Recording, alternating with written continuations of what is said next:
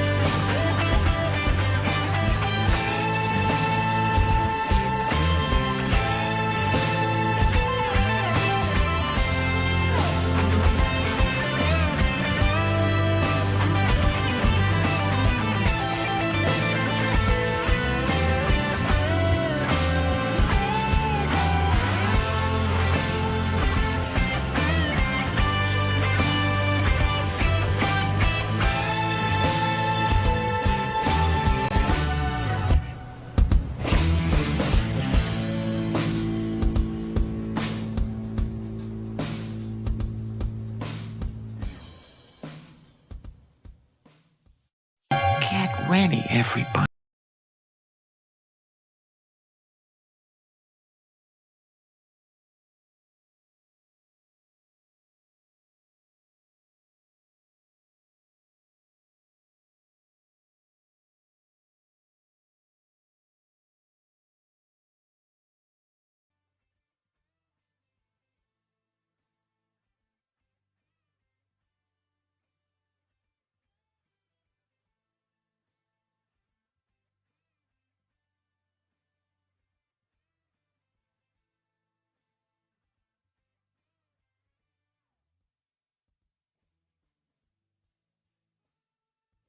I don't know.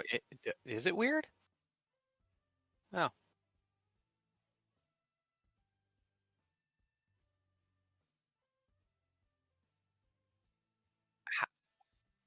Wait, what? Your one PC is capturing your other PC? Audio. How? What'd you do?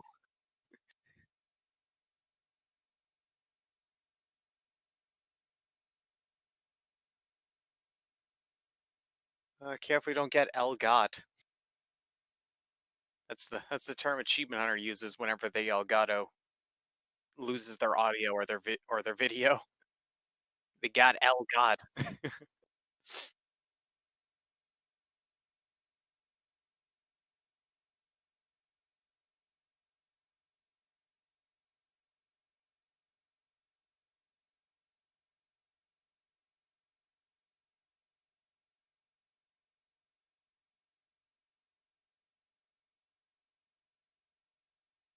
Ah.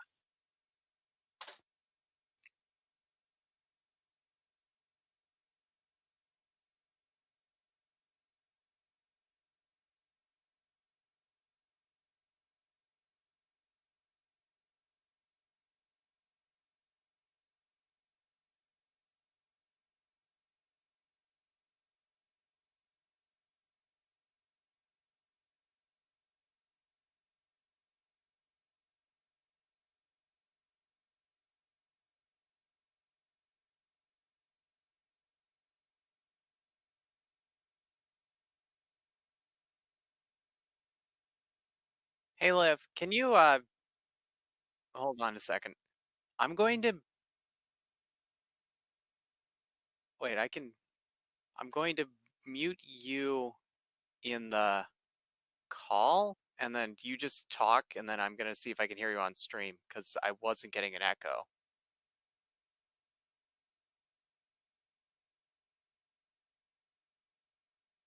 On my end. Shit!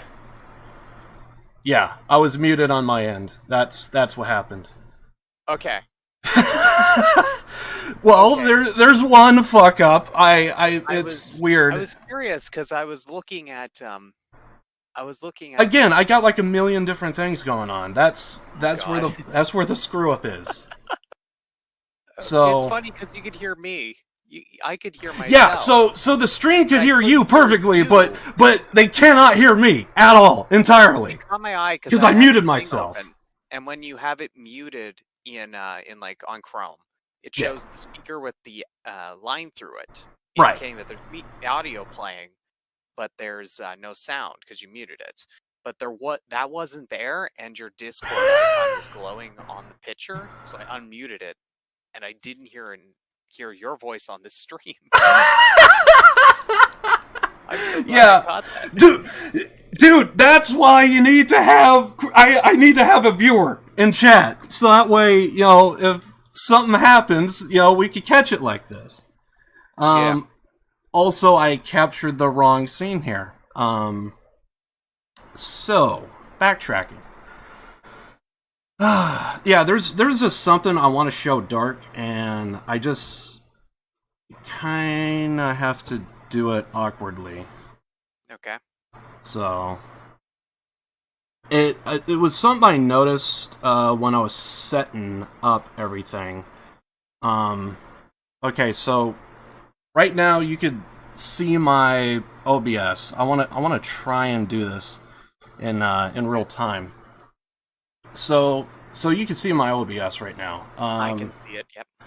And so what you're seeing right now is my gaming PC, and what it's all capturing here. So this is my gaming PC, and now I need to do that. Okay. So apparently, I hope to God nothing happens because I'm doing this live. So I always use Streamlabs OBS. I may have discovered something. I may have to log in here. That Streamlabs OBS is way more intensive than normal OBS and offers not enough perks. I just found something that I thought was really cool. Okay. So I just kind of wanted to show that off. If I can. It's just I have to do this in real time. So sadly I can't just do boom boom boom. Alright, I got my stuff here. Oh yeah, I'm also gonna need that as well. I see you changed the layout, I guess you could say. Yeah, because now I could actually capture, I could do screen share now, and so now you don't have to watch the stream in order to see the clips of the week. We could just do it live like this. So why did we never think of doing that before? Well, I couldn't do it because I was doing everything off of my streaming PC. So that's the reason why I couldn't do it there. And then I would be doing like a double stream. I would be uploading my stream, but also capturing what I'm doing here. So like it would just mess things up. It'll make things very, very awkward. But sure, that was So that's the reason why I didn't. That's the reason why I couldn't do it. But because I'm trying new things, I can now do this. But yeah, it's one of my many things I was thinking of. And any time to where I'm like switching scenes and stuff, I'm like constantly incorrect password.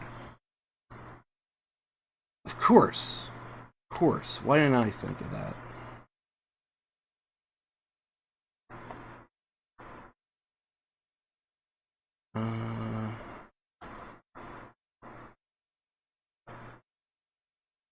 Alright, perfect. Alright. So, I'm just trying to show Dark something here. Can we do... Yeah, there we go.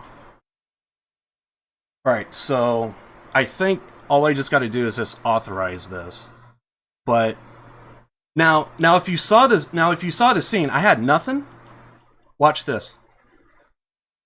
Give it a second. Okay.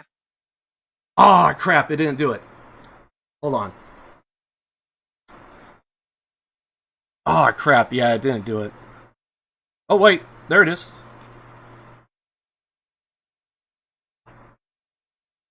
What am I supposed to be seeing? Duplicate?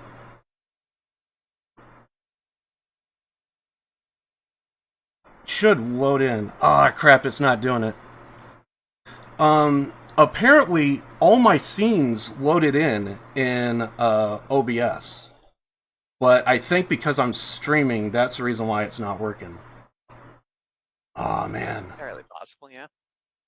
But I just thought that was so weird that I was able to see, like, all my scenes. They weren't complete. There was, like, some parts missing, but I thought that was just so awesome that they actually had that feature to where it wasn't, like, loaded in, like, awkwardly or anything like that. It was just, like, it was hard to, like, all the pieces, like, were in the right place. And I thought that was weird that was a thing. And I came across it when I was setting everything up, and I was kind of hoping that maybe it would do it again, but I think because I'm streaming, that's what's going on. Because that's the name of my scenes right there. So... Oh! Nope! There we go! There it is! Yeah, see? They loaded in! Oh, there you go. Like, that's, yeah. Oh, crap. There we go. Yeah. But yeah, it loaded in all my scenes. Yeah, see, that's what I'm talking about. It doesn't have that portion of the overlay. But, like, they're all loaded in the exact same position that they were supposed to be in. And I just thought that was so awesome. Like, there was nothing there. And now I have all my scenes. For the most part. A lot of scenes. Yeah, I got like thousands upon thousands of scenes. Well, I thought that was a pretty cool feature, and I want to show Dark that because, like, if you had what I had and your streaming PC goes down, like, you still have something, you know.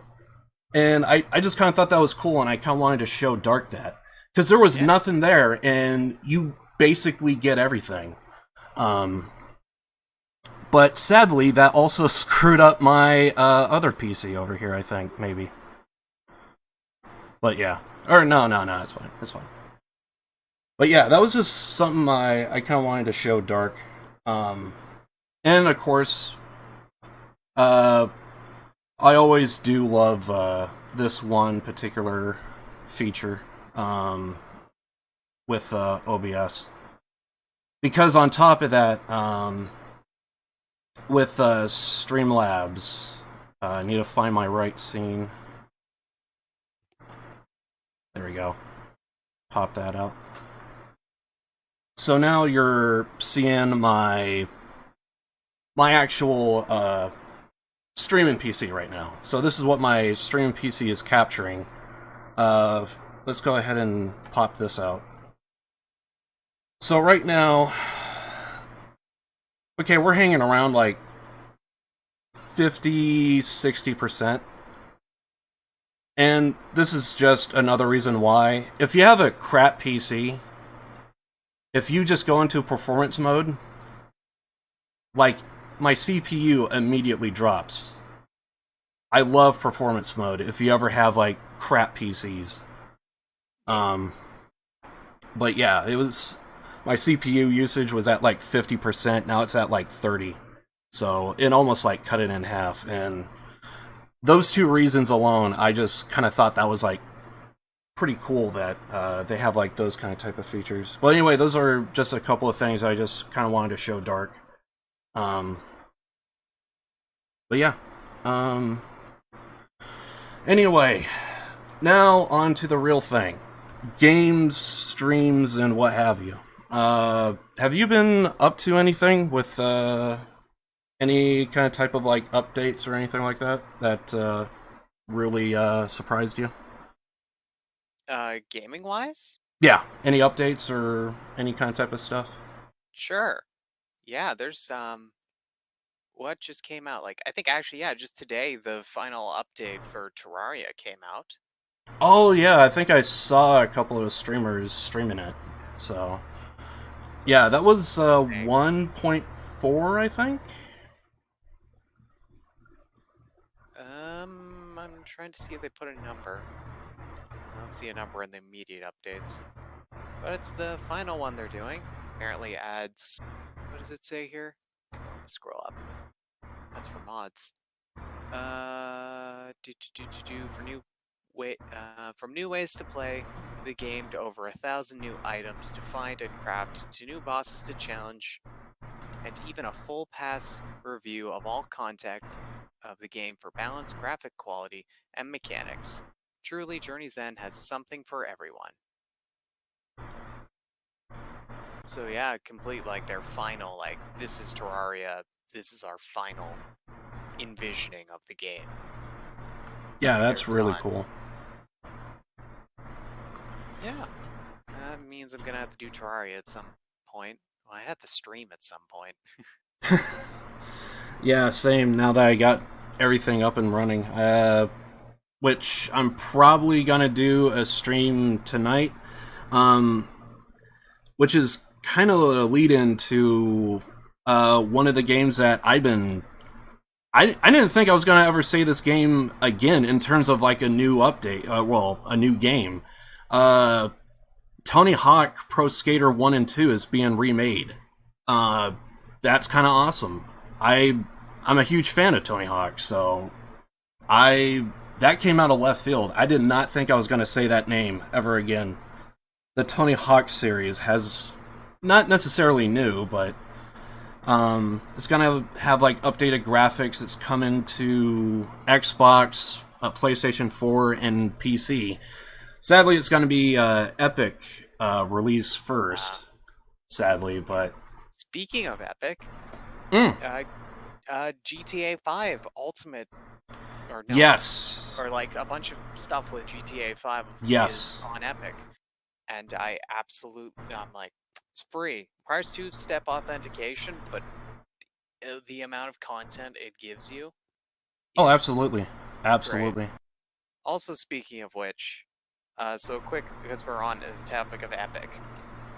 Mm-hmm. Oh, I don't want to do it, but I think I might. So, Red Dead Redemption 2. Oh, yes. On sale on Steam and Epic. And Epic's doing a thing where it's like, here's $10. Well, 10 American dollars. It ends up being $14 for me. It's Canadian money. So... As much as I don't like Epic and I don't want to give them a penny, here's what I either gonna do: is either buy just the standard Red Dead Redemption game on Steam for $63.99, or with this coupon, I can buy on Epic the Ultimate Edition. Yeah, that hurts. 2 for $57.99. $6 cheaper for the Ultimate Edition. Yeah. I'm just like, oh, I don't know what to do. That is such a good deal, but I don't want to give money to Epic. Yeah, that would really be nothing compared to Fortnite money. I'm pretty sure. Yeah, they're freaking loaded when it comes to that. Way more money than they should have on Fortnite money. Ugh, but oh man, $6 cheaper for the Ultimate Edition. It's just that's a really hard offer to turn up. I'm really torn about my stance of fuck Epic and damn, I love a good deal. When it comes to good deals, like I go for it. That's for me. Money has always been like top priority. If you could get more bang for your buck, go for it. That's my kind of type of stance. But at the same time, I understand people just don't want to support Epic just because they are just making shit tons of money. And that's understandable. Plus, a lot of us probably started on, like, say, Steam, and it's like most of our library's there, so my investment's here. And I'm pretty sure I brought this up before, but I'll say it again. I never quite understood that dilemma of, like, hating one company and loving another, and then someone brought up a good point, and I thought it kind of rang true. When someone bought a phone, you kind of have like two choices. You could either go with a Android phone or an Apple phone, and if your investment's all on Android, you're not necessarily gonna immediately change and just say, well, screw Android, I'm going to Apple. If your investment's with one, you kind of stick with it.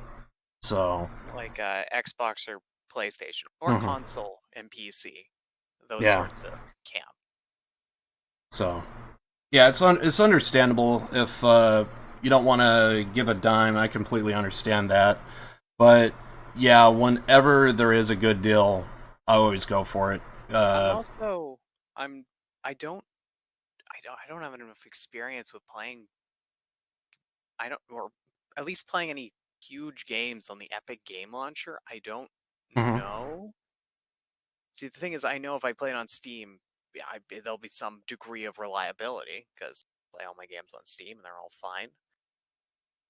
And I'm just worried, like, with such a big game and the money, I'm like, I assume it'll probably work just as well, but at the same time, I'm like,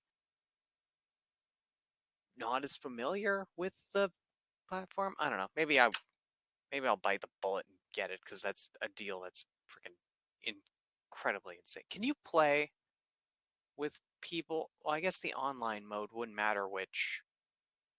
If it works how I think it's gonna work, I do have a couple of games on Steam that are on the whatchamacallit, the Social Club launcher. It's Rockstar's new launcher.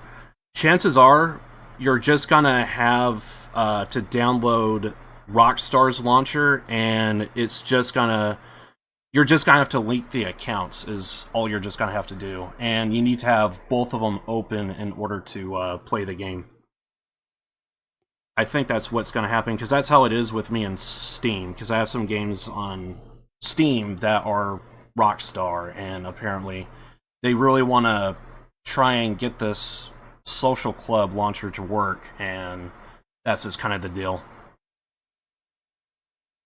Is my guess, because, man.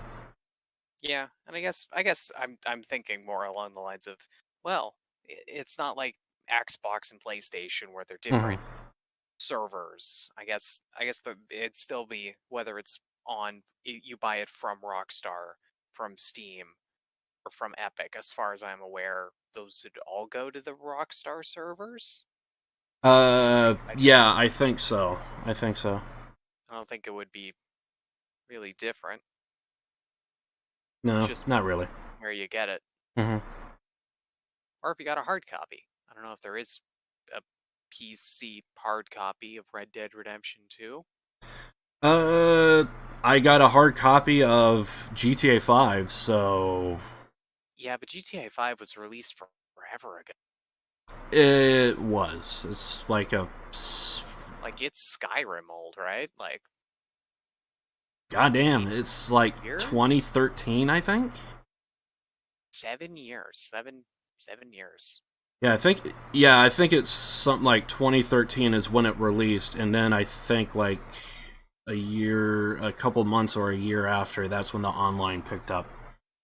Because I remember playing freaking Max Payne 3, which is a freaking awesome game, And then all of a sudden, right when GTA 5 launched, everyone stopped playing Max Payne 3, and that just broke my heart. Seeing practically dead servers. That was fun. But in the end, I will definitely say, for those that are getting GTA 5, I would say get it, because it's freaking great. Although I did notice that you now have to set up a 2-stage authentication. Did they have a talk with freaking Microsoft? It might be. It's either that way because GTA 5 is such a high-profile game. It's a little early to tell if they're doing that to stop people from abusing, just making accounts. And there's been 2 or 3 games that have a 2-step authentication, and I didn't really care for them because they were just kind of meh. But this one was the one that, yeah, I wouldn't mind picking up another copy of GTA 5. So, and then of course I quickly realized, oh yeah, 2-stage authentication. So, I just hate the 2-stage authentication thing. I just think I'm just gonna get screwed over. And this is the one time I kind of want to keep my Epic account, because I'm having a lot of fun with freaking World War Z. So, although I haven't played it in a while, but I haven't played it since we played together. Kind of the same, actually. I only played like maybe once or twice after that. So, but yeah, it's once or twice, and leveled up 1,000,000 times, mind you. Probably so, but that's only because I'm having a lot of fun, and I just constantly just do horde mode and just ease my way to the top. I basically just slept my way to the top because I didn't have to do anything. AI just did everything for me. And then I finally discovered how to buy ammo. It's freaking... That took... Yeah, I know, like, certain locations, you can only buy certain things, and then everywhere else is just generic. So I just automatically assumed, oh, it's like this everywhere. And then if you find those certain ones, oh, you get more options. Gee, here's a thought. Just have it open for everything, instead of one. God. Yeah, annoyingly not transparent. Yeah. So. But yeah, couple of games. Not only am I looking forward to the remake of Tony Hawk, Yakuza Like a Dragon is coming to PC, confirmed day 1. And I had to look it up.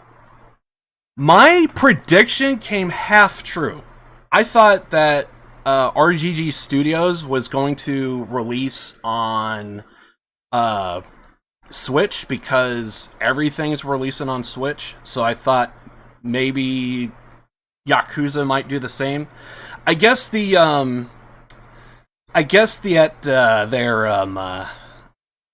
old 1990s, 1980s console wars is still alive and well, I guess, because they did not say anything about a Switch release. Oh man.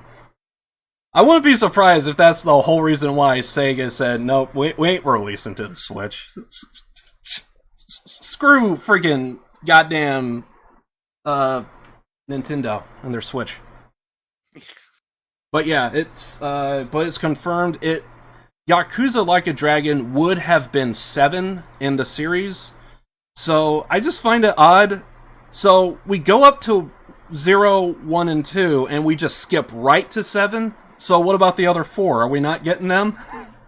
That's my only problem. It's like Windows 9. They skip it. Yeah, exactly. You just go 7, 8, 8.1, 10. You don't know how to count, do you? Look, we just throw darts on a board and we just see what sticks, okay?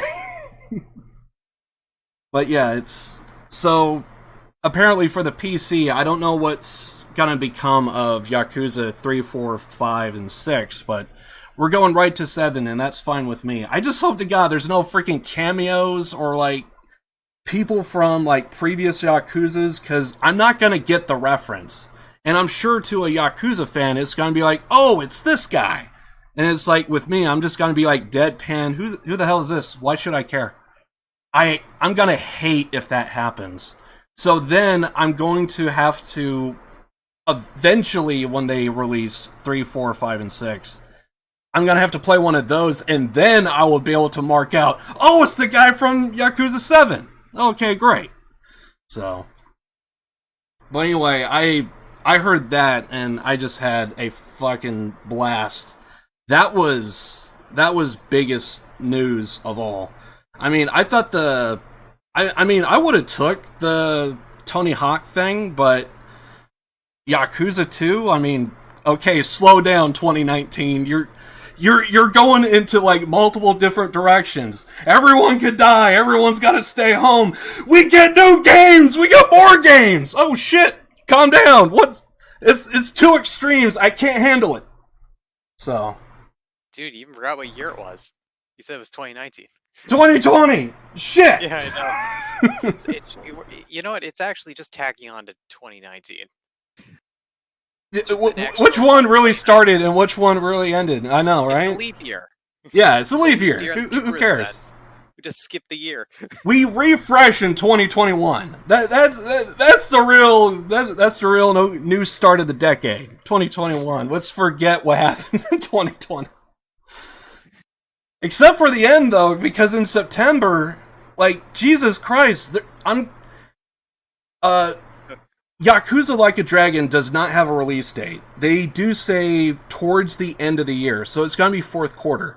September, I'm getting, well, actually, I don't know if I actually don't know when I'm gonna get Yakuza. Well, I am gonna get Yakuza Like a Dragon, but Tony Hawk, I don't know when I'm gonna get that. That comes out in September 4. Cyberpunk 2077, that's gonna be released in, I think, September 14. Somewhere around that time, Yakuza Like a Dragon's gonna come out. So, for me, there's gonna be a shit ton of games near the end of the year. Like, God, I both hate and love that, because I love it because it's more games, but on the other hand, it's like, but I only have time for one. Oh, that's gonna suck. But regardless, Cyberpunk is top of the list. Like, that's regardless. If I get Yakuza Like a Dragon, I would love to play it day one, but I'm gonna have to put Cyberpunk on top of everything. Then Yakuza, then I'm not that really itching to play Tony Hawk, but I still want it. It's just I'll get it when I get it. That one I don't know if I'm gonna stream though. I think I might just play it off stream, I think. So nothing wrong with that. Yeah. Anyway, that's what I'm planning on doing with all of that. So yeah, it's just a lot of stuff is just kind of happening. And all this information just kind of happened within just, like, weeks apart from each other. So, anyway. But yeah, in terms of new games and stuff, that's kind of it for me, so I don't know if there's anything else that you have that you were looking forward to, or stuff, or what have you. Oh yeah, I do actually. Halo 2 came out. Oh yeah, that's right. I think I saw you stream it before. I did. I streamed a playthrough of Halo 2. Awesome. How did that go? Oh, it's great. I've never played the Anniversary Edition, so like Halo 2, I haven't played in a long time, because Halo 2 is the only non-Xbox One Halo game I don't own. I borrowed it. I own 1, 3 ODST, Reach, Halo 1 Anniversary, and then Halo 4 and Halo Wars, the first one. Then the only Halo games I don't own, which are for Xbox One, is Halo Wars 2 and Halo 5. So I own an extensive amount of Halo. It's on that list of just freaking great games, so yeah. But yeah, it was great. Like the remaster version, like it's insane. Like it's more than just the graphics. If you switch over, the sound design, they completely remastered the sound design too.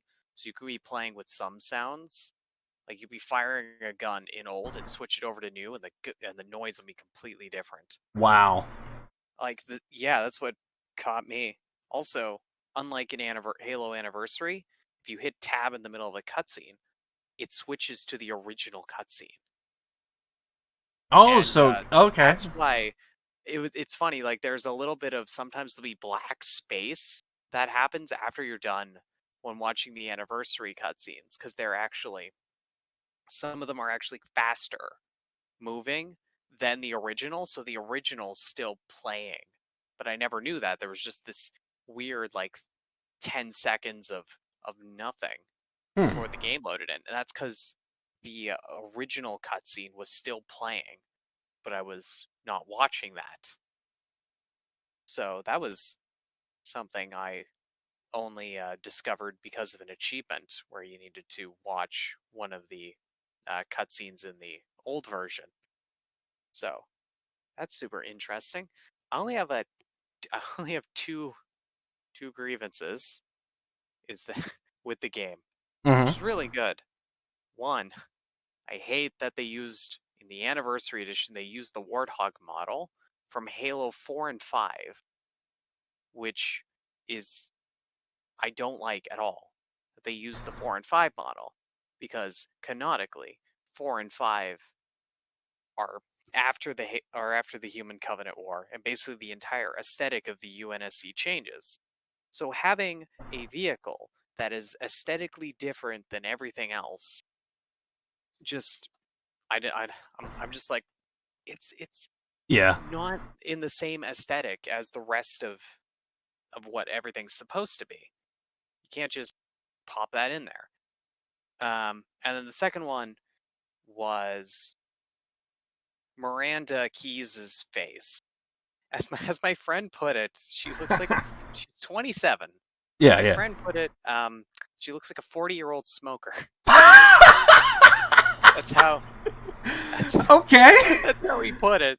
Okay. She looks very different, which I think, actually, after thinking about it, I didn't know this, that her mother is Catherine Halsey. But, which I was like, Catherine Halsey's the person who was in charge of the Spartan program. Apparently, her and Keyes had a daughter together. I didn't even know Keyes and Halsey had a non-professional relationship, which is funny. I never thought to look that up until I went to look up Miranda's age, and it's like, daughter of Captain Keyes and Catherine Halsey. I'm like, wait, what? Dr. Halsey had a daughter? I was surprised. That's weird. But I think they made her character to look, I think why the changes was because prior to Halo Reach was the first game that Dr. Halsey was actually shown in an animated sense. So I think when they did the Anniversary for 2, they changed Miranda's character model a little bit to look more closely to her mother. But that, I don't, if that's what they did, that's why she looks different. I'm like, okay, I understand, but she just, I don't like it. I liked her old one better. Also, it'll look really weird. Josh says I'm a bit quiet, and to turn me up a bit.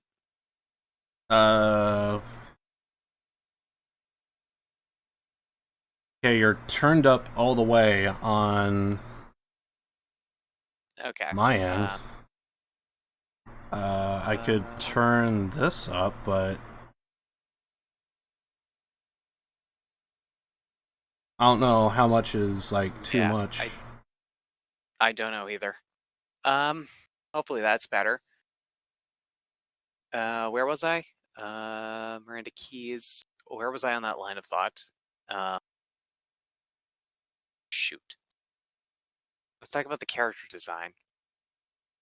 Oh yeah, that now it'll be really jarring if you play Halo 2 Anniversary and then play Halo 3, because it has an original character model in 3, so it'll look like a different person. Like, it doesn't make sense in playing wise, but okay, Joe says it's better. Well, I'm also kind of adjusting, so I don't know which one was better. I'm still like, I think we're good now. Yeah, but I was just awestruck. The cutscenes are so crisp and awesome, and there were a lot of good action scenes in the old cutscenes, and now they just look fantastic. Like, I was just gushing. I was just like, oh, these cutscenes look so amazing. Like, they look great. They looked awesome back in when the first game released, but now the remaster, it was beautiful. And I think my favorite change is Gravemind. Like, his character design changed completely, and it went from being wouldn't help. Well, Gravemind's he needs to wait for Tark to finish Halo, so he plays you say again. No, it doesn't help. No one knows what Gravemind. Well, I think Josh actually left before Gravemind showed up. But he's a giant. He's like a giant intelligent flood monster, and he looked like pretty cool, like, and interesting in the original. He looks fucking terrifying in the Anniversary, and I love it so much. It's so creepy. Like, oh. Yeah, I loved the decision to change it. It was so good. Like, I saw it when I first saw it. I'm like, oh, that is a change. That is terrifying in the best way possible. Like, I was impressed as hell with that change and a lot of the changes. I think I can't tell if they redid voice lines or not in the game, or if they just changed modulation or something. Mm-hmm. But fuck, the Halo 2 Anniversary goes above and beyond, like, changes. It's like a remake. It's not like Anniversary. It's like a full-on remake, and it's a really good one. Right. It's too bad. It's too bad you can't play it, Liv. Nope. It's nothing. It looks like the friend I thought I had was basically like a no-go. I tried. Still gonna try somehow, one way or another, but yeah, I can't play the game, so basically my only option is I have to pirate the game Yeah. Don't say that. No, Liv, this is getting recorded and put on YouTube. Who cares? No one watches this. Legally, no one watches this. This is the one time someone. And plus, to be fair, it is a known fact that developers would actually prefer people to pirate the games than have to go to freaking G2A, because they don't want to deal with legal issues with credit cards and stuff. That's a known fact. I didn't know that. Yeah, that's a known fact, because shady sites like G2A sell off stuff with stolen credit cards, and they have to deal with the authorities all the fucking time whenever there's a purchase, and they would just it's time consuming because you have to deal with credit card stuff, get that sorted out. The credit card owner could press charges, and there's just a whole bunch of legal issue, and it's actually more worth to just say screw it, just pirate the game and not even deal with it. Also, Josh makes a very good point. You already paid for the game. Yeah. So it's not like you're not paying for the game. You've already paid for the game. By the rights of paying for the game, you can put it on like any computer you want. Unfortunately, you aren't able to play the game. I'm not stealing the game. I bought the fucking game, and it's just you have to log in to do single player. Every game I ever played which by the way, that is a huge flaw, to where they always give you single player campaign if you can't do online. That's the way GTA has always been. Like because I had it a few times where my internet went out, and like it wouldn't like lock me out of the game entirely and say, "Oh, you can't play this. There's no internet connection." Although now with the new launcher, that's actually kind of how I hear things now. But that's more to do with the Rockstar launcher thing than anything. Yeah. But like before the Rockstar launcher thing, like that was an actual thing, because like I would have like internet issues, and if my thing gets knocked out, well, I could still do single player if I really wanted to. And like with Halo, it's not like that. It's like you got to have an internet connection or screw poor people. And it's like, okay, well, so I think it's a symptom of the Master Chief Collection being ported from the Xbox One, where it is true. Xbox, bad port, yeah. An Xbox account to play on an Xbox, right? So that's just, they've already got all the servers up. It sucks, but at the same time, they would have to come up with an entirely. It would just be a lot of. Yeah, it does suck, but at the same time, it would just be a lot to completely restructure how that's supposed to be. Right. When really it just takes away from like game development time and getting that stuff done. Not saying it's I don't know what to say, because you've had such a hard time with it, and I don't understand why. They say the whole reason why they have it set up to where you have to have the 2-step authentication is so that way, no, you don't spam accounts. Well, guess what? I have to spam accounts because that's the only way I could play, and I only get it for one day, and then 24 hours later, oh, by the way, you need to authenticate this account. Create a new one. So, your logic is flawed.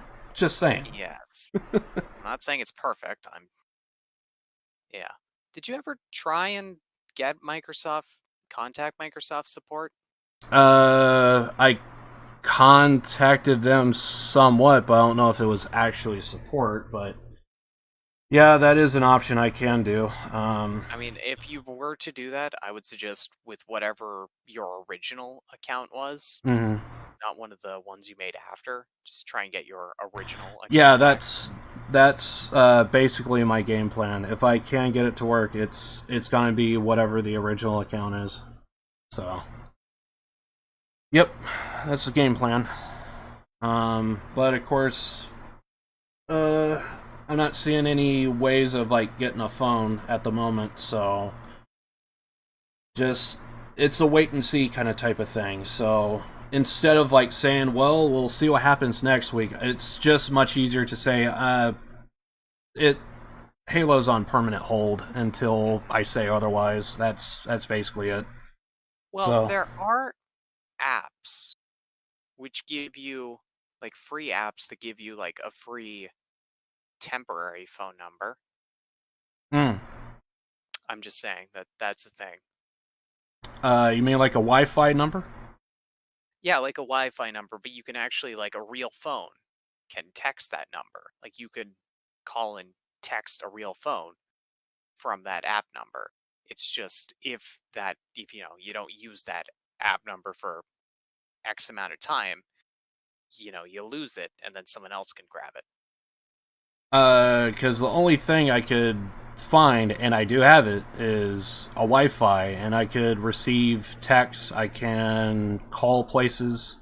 More recently, I think I wanted to get another monitor, and I actually kind of bought one online, and I actually had to call the place because with the pandemic and everything, I actually had to... they did curbside delivery, so if you ordered, but you could only pick up stuff that you ordered online, and I actually had to use my Wi-Fi number, and I actually called them and see if it was ready, and it was, went over, picked it up, no issues, no problems, hooked it up, and yeah, now I got 3 monitors, and it's kind of awesome. So yeah, I do have a Wi-Fi number. I don't know if, and from the way you're describing, it sounds like the same kind of type of number I have. If it's inactive after a certain period, you lose it. I don't know if there's like a certain like standard that's like really good that I just don't know about, but I actually do have multiple of those. Text Now.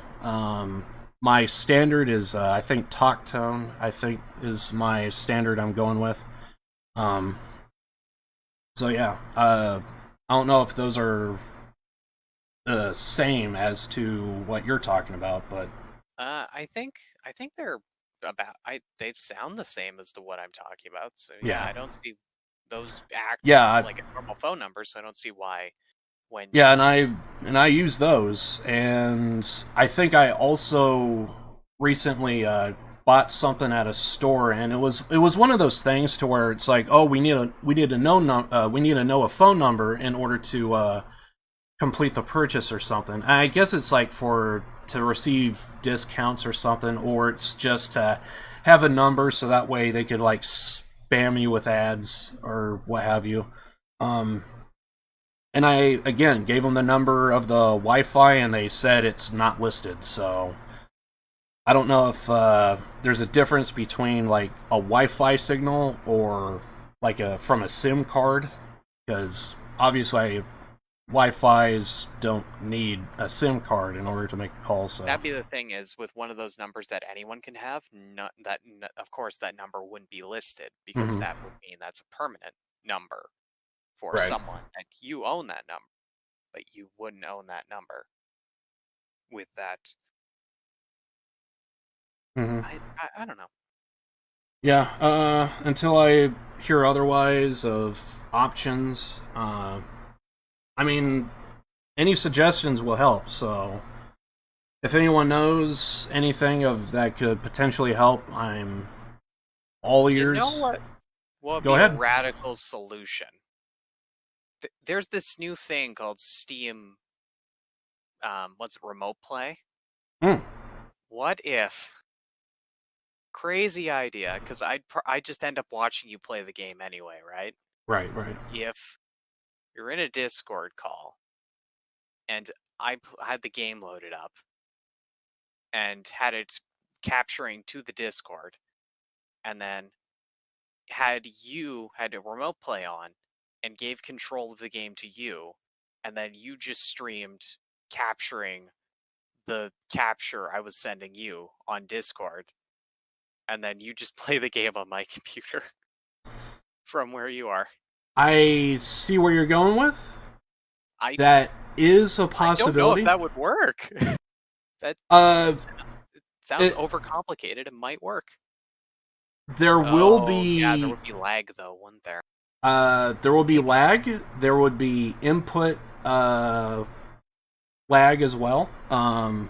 So when I make a move and it's like, hey, you should stop here. Well, by the time I realize, oh, I need to stop, I'm already off the cliff. So if there's anything like that, I mean, but I see what you're talking about. might be doable, but however, though, if we were to do it, it would have to be somewhat soon because I have a data plan on my internet and I think it's 1 terabyte only because of the pandemic. I have unlimited, so if we were to do it, we'll have to do it soon. I've been checking every so often to see when that is no longer. So on the upside, if I really wanted to, I actually could stream more often now. And plus, I recently found this out too. So yeah, that is an option. You want to try that? Try and do that after the podcast because you said you wanted to stream. Just for the hell of a try. Sure. Yeah, we could give it a shot. But once the pandemic is over, yeah, this would not be doable because that would be so much internet usage. But yeah, I'm willing to give it a shot just to see what happens. But it's a temporary measure until you can figure out your Microsoft. Yeah, exactly. But still, it's going to be like difficult as hell because the input lag is going to be incredibly insane. So yeah. So basically, to some extent, I'm going to be playing Steam Stadia. We're going to see how that goes. So, yeah, I was planning on doing a stream afterwards. I would have streamed beforehand, but because we're going to be doing the podcast, I said screw it. I'll just wait until then. So, but yeah, watch the beginning of the stream to hear about my revival of my freaking streaming PC. So that is awesome. Woo.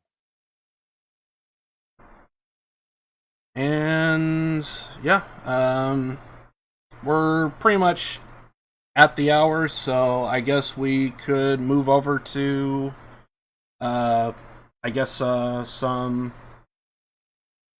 clips of the week. Unless there's any last minute stuff that you wanted to bring up. No, I think everything I can think of to bring up is... Yeah, the only thing I had was the mention of Terraria final update and then Halo 2.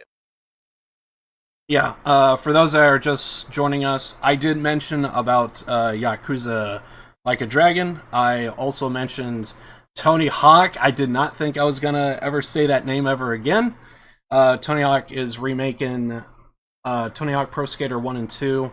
It's gonna be on Epic for a little bit, but eventually stuff will get ported over to Steam as well, so that's gonna be awesome. Also, Yakuza Like a Dragon coming to Steam, confirmed later this year. We'll find out a release date in the future. And one last minute thing that I just now remembered. They're going to be redoing Mafia 1, 2, and 3. I don't know why Mafia 2 and 3 need a remake, but they're redoing 1, and that's kind of awesome. That's kind of more recent news. There was actually a trailer. I could actually maybe even play the trailer if I really wanted to. Might just take me a few... Oh, hell, we're doing clips anyway, so we could start off with the trailer. Yeah, I recently discovered it. Yeah, more freaking glitches in Mafia 3. I wanted Mafia 3 to be good. I really wanted it to be good, but I can't. It's not that great. Oh, I'm just such a fan of the Mafia series, and 3, what did you do? The time period was awesome. There was things that was great, but there was a game-breaking glitch I came across to where I couldn't even progress. Somehow I fixed the glitch to a degree, and it worked, but God, if I came across that again, But anyway, it's a thing. Okay, that should be it. Mafia Remake. Do they have a trailer? Yeah, there it is. Should be a quick trailer. Yeah, there it is. Also, for those that are showing up, Dark doesn't need to watch the stream anymore, because now we could do some capture stuff here. So, hold on a second. Did you mute yourself in Discord on purpose? Oh, I think I have my stuff set to different things. Hold on. Because you just cut out. I'm like, oh, he muted. Okay. I think I have like a weird. I could get rid of that, actually. I'll do it later. Screw it. But yeah, I got like a weird setup here. So because I never thought I was actually going to use Discord as I never thought I'll use Discord as like a way to do all this. But yeah, here's the trailer to the remake of Mafia. So, oh yeah, we need audio. For my family. For the last 10 years, all I done was kill. I killed for my family. I killed anybody that got in my way. Family and who you're born with is who you die for.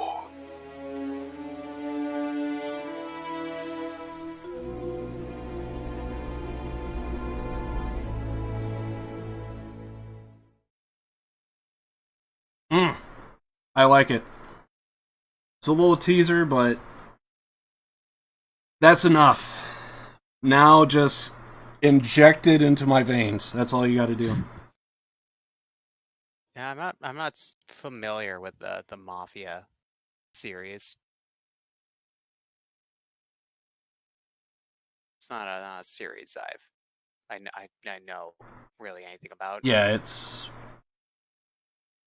to be honest, it's not really that great, but I just like it because it's kind of my thing. It's like my favorite, like if you remember from when I was talking about the whatchamacallit, the favorite portion of history, like that was my time period, is the 1920s, 1930s, so. And just the Mafia, just basically, they had like their hand in just about everything, so it's kind of hard to like talk about that time period without talking about the Mafia, because that was like at their peak. And so always just kind of like because like I was into like Dick Tracy, and like some of the cartoons had like big band music and stuff.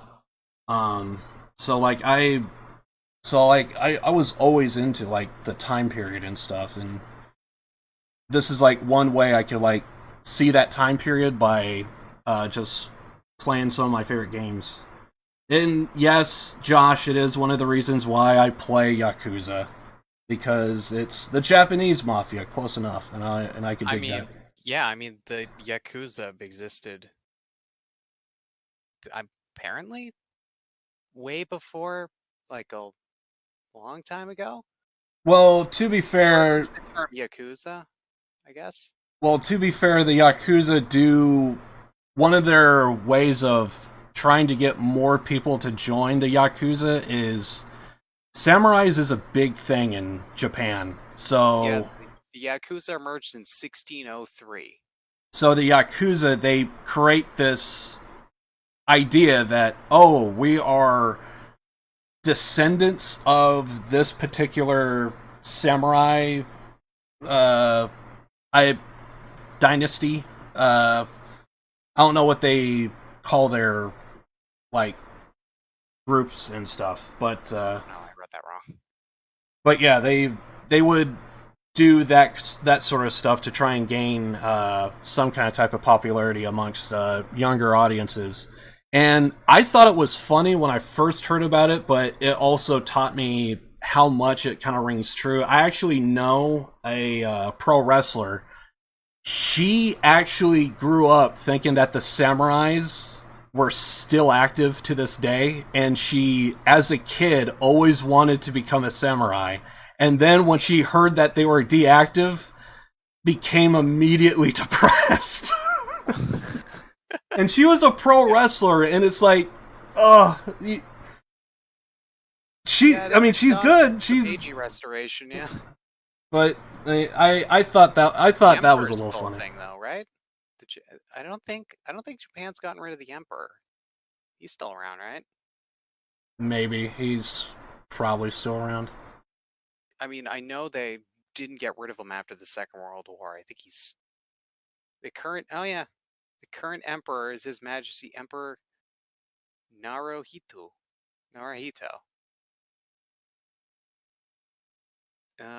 Oh, he's been on the throne since his father abdicated in 2019. Oh, so we got a new, so 1 year term emperor currently. Yep. So that's the current emperor of Japan. I mean, to be fair, the emperor is just the title. Even back in feudal Japan, it was the shogun who had all the power. The emperor just sat around in fancy clothes and then gave whoever the most powerful daimyo in Japan was the title of shogun. He just the emperor was just more of just the rich guy, right? Who everyone was like, man, the emperor, he's great, and he's like a god, but he also never did anything, which is pretty sick. Pretty sick a deal. I mean, you get to be the most rich and like, dude, you're like the top guy in Japan, and you don't have to do anything. I mean, that's pretty sick deal, if you ask me. Also, I didn't know. I am kind of curious of people's ideas. I was creating scenes because now I'm capable of doing screen share now. I didn't know if I should do something like this, and we could have like our AFK up to do something like that, or if we Dark would probably either have to watch the stream or to see what I'm talking about, or watch it afterwards. Okay, but yeah, I didn't know if we should have like a setup something similar to this, or if we should have it more like full screen and do something like that. Although I probably have to redo the chat. It looks like it's kind of squeezed in there. But yeah, it looks like there's a But yeah, I thought going with this because it creates space and everything.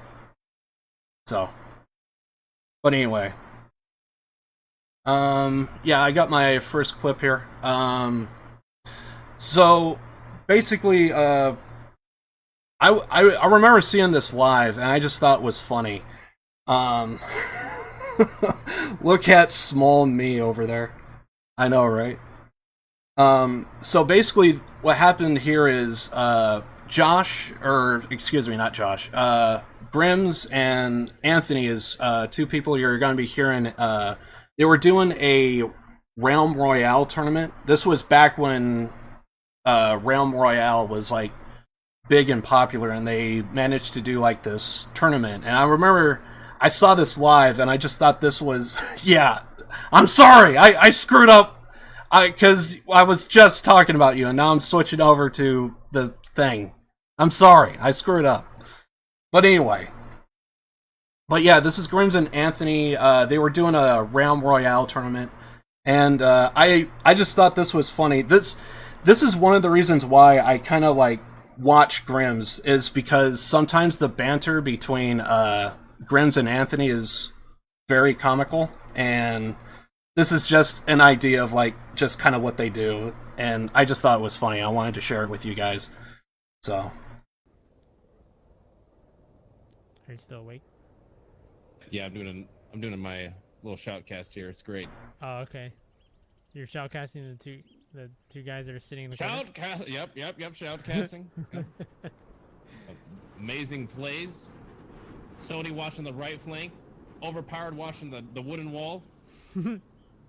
His butt dangerously close to his partner's crotch. Mm-hmm. Oh, he moved a little closer. This is like me and you last night. Exactly. The friction. The static that's being produced between both areas right now. They are changing positions. Oh my god, I've never seen this They position. reverse the roles. Was that reverse cowgirl? I think that is reverse cowgirl. I've heard that is impossible. Whoa. There we go. Look at the angle. Oh my, someone clip it. How in the world does he have enough stamina for that? DOA. He has stamina. He's got that golden armor, bro. Sony. Have you seen the dude? Working out. Oh, I just thought that was so funny. They're doing it! They're doing it! It's great. Okay. That's interesting. The guys that are sitting in the corner. Yep, shout. Oh god, I just thought that was just so funny. So basically they just died and they're doing a tournament, so they had to like watch the rest of the group finish, and so that's what just happened, and I just thought that was so funny. Oh my god. That was so good. This next one here is from a guy called Ezekiel the Third. This one I thought was funny, mainly because his mods do have control over his alert system. So whenever somebody, like, in this case, I think they're given bits.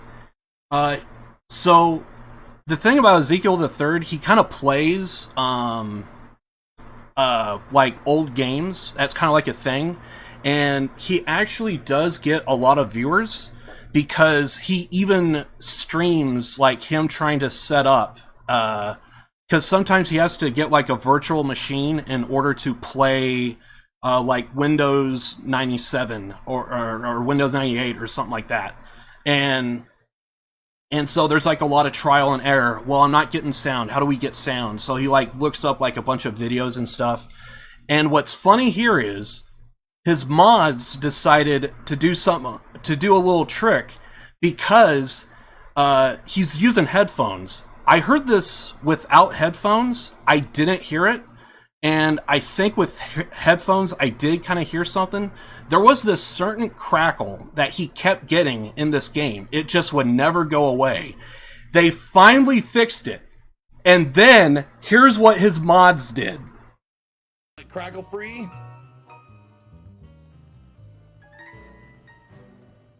Oh my fucking god, Scott! You motherfucker! Oh my god! He heard the crackle. So because of that, he spent hours. By the way, I'm sorry. I might have to play that clip again because I accidentally had my AFK screen up. I apologize. But there wasn't much to see, but there wasn't much to see. But basically, it was more of like the reaction of like he basically just. Like, he worked for hours trying to fix this crackle. I think it took like 5 hours. And it's like, okay, because there was a one fix to where like 30 minutes in, they got the crackle. And it's like, oh, okay, well, I guess we got to do something else. Finally fixes it. And then like an hour in, his mods decided to fuck with them. So they put the crackle in an alert. So they just waited for someone to donate bits, and that's what happened. And it just happened at an absolute perfect time because you even see a thing on the screen, crackle free. So I'm gonna play it one more time for the viewers. But anyway, yeah, I'm gonna redo it. Crackle free.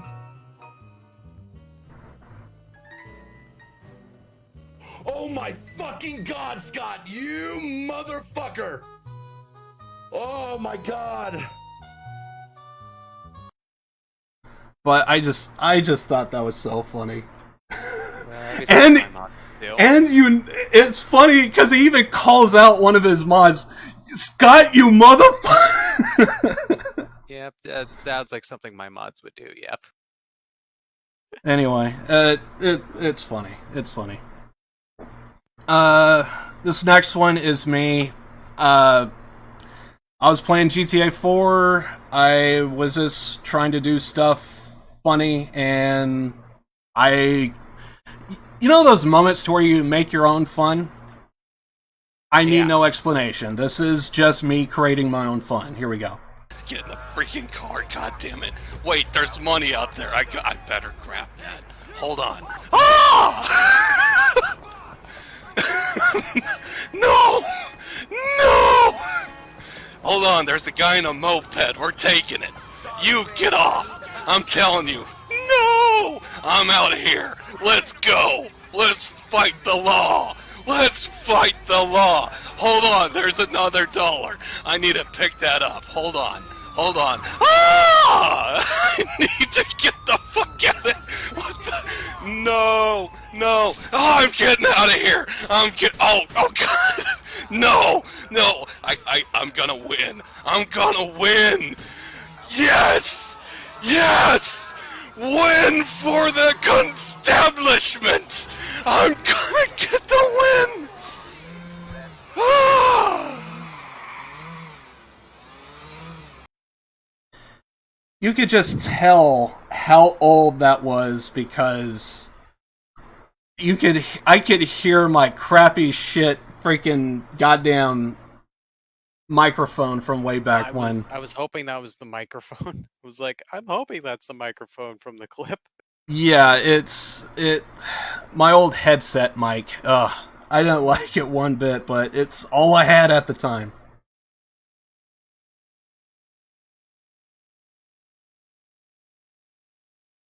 And this last one is just basically Silent Sentry doing his Ron Otterman character. It's just funny, so gotta end on top. So Silent Sentry. Fawcett, is that you? What are you doing here? When did you get here? Oh shit. Oh, what's that? You want to ride in my new Corvette? Fuck yeah, you can ride in my new Corvette. I know you've been in movies, but I got a special camera.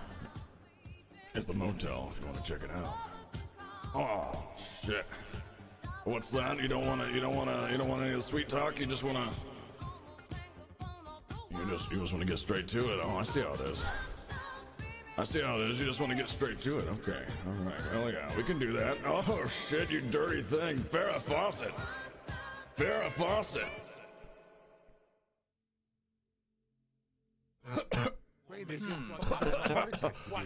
Dundee, I have an idea. What the hell, where am I? What? Oh, god damn it, why? I'm still shit.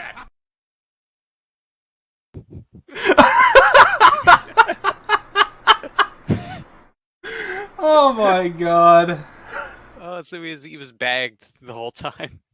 Yeah, so basically he was kidnapped. And I guess he was drugged, knocked out, whatever the hell. And the guy's just having stuff playing out in his head. He's having a hell of a time being held captive when he's knocked out. Man, apparently Farrah Fawcett showed up. Dude, we could not show that. I mean, we would get banned if we showed that. But oh man, if we showed the deleted scenes, ooh, oh god. Twitch, I hope to God you're not watching. Who'd watch this? Alright, we're now moving over to Darks. Man, guess what all of mine are. GTA RP. It's really good. It's really good. It's a lot of good stuff in there. I mean, I can't really think of one to where I didn't really like it. I mean, it was all the ones I've seen so far has been pretty awesome. So anyway, this is first clip. So here we go. Oh my god! Wait, what? Oh my god, Ellie! Oh god! Oh my god! Who was that? Who did that? Who was that? Who did Mr. it? Smiley? Was that you? No, I didn't do that. Why would you blame Mr. Smiley? I'm not pointing fingers. Oh no. Oh god. Oh my god. Oh god. Someone Oh, admit no. it, please. Oh my god. Stop. Oh god. my god! Oh god! Oh god! We are totally dead. We are all dead. Oh god. Oh, Mayday! Mayday! It's fine. Oh We're totally fine. Know how to play, please? Oh my god. Oh my god! Okay, here we go. Okay, whoever is working the fucking flighting, whoever was in the freaking cockpit, props on trying to make it look like a freaking disaster. I mean, I legit thought that was a freaking legit tailspin. The person that was pushed out second was the pilot. Oh, okay. That was the pilot who was the second body that got. Okay, because that looked really good. Yeah, it's because it was. They pushed okay, so that was that made sense. Okay, that was hilarious. I like that one. By the way, watching that, Josh, I had to do it. I've been on a freaking it's all because of Police Squad. By the way, I saw your reference in Discord. Freaking awesome. I loved it. We'll talk. I'll probably mention it when we talk about Artist of the Week, but God, I love the reference. I saw Airplane because of Police Squad. I had to see it. I remember thinking it was hilarious. It's like God tier hilarious. If you love Police Squad, you have to watch freaking Airplane. It sounds weird to say that the entire movie was mostly done in a set and it's supposed to be taking place in an airplane, but it is the funniest freaking thing I ever seen. Hilariously good. I had to see it. It was good. By the way, that was actually my celebration when I fixed my PC. All right, streaming PC's up and running. I got freaking OBS set up. We're good for the stream. We're good for the goddamn friggin' podcast. You know what? Celebrate. We're watching Airplane. Oh my god, it's so good. It's so freaking good. I want to talk about it, but I think Josh is gonna love it if he ever does get a chance to see it. Somehow, some way, I want to stream that for freaking movie night. I need to think of a way. If I have to find another website and just stream there for one day at least, we're doing it. Anyway. Sorry about that. I just really love Police Squad, Naked Gun, and freaking Airplane. I still haven't seen the sequel to Airplane, but there is Airplane 2, and I'm hoping it's just as good.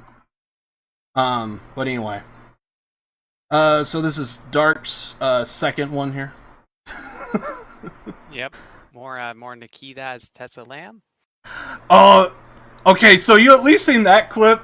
Okay, that's great. That's great. I saw that clip and I thought. Well, I saw it because of the movie, but yeah. I take my coffee black like my men. Oh, Airplane is so hilarious. Anyway, here we go. You're just driving insanely, and they're gonna be followed by police cars. You're about 1 minute from dying, so I would. I mean, I doubt it. What's happening? That's right. This is how badass Calvin Klein is. Showed up, got the whole fucking PD chasing him. That's right. Look at how badass he is. Man. Hell yeah. Calvin Klein, boys. I need you both to get out of the vehicle. Oh my god, bro. This guy's real serious. Oh, yeah. Wow, this is gonna be great for the show. Oh, all right. Everybody in front of the car, move to the All right, right. what do you want me to do? What do you want me to do? All right. Go, fuck off, thank you. What do you mean? We were here first. Hey, What we were is fucking here this? first. You guys fuck off. I don't know how many cop cars is there. 5 or 6? Jeez. Yeah.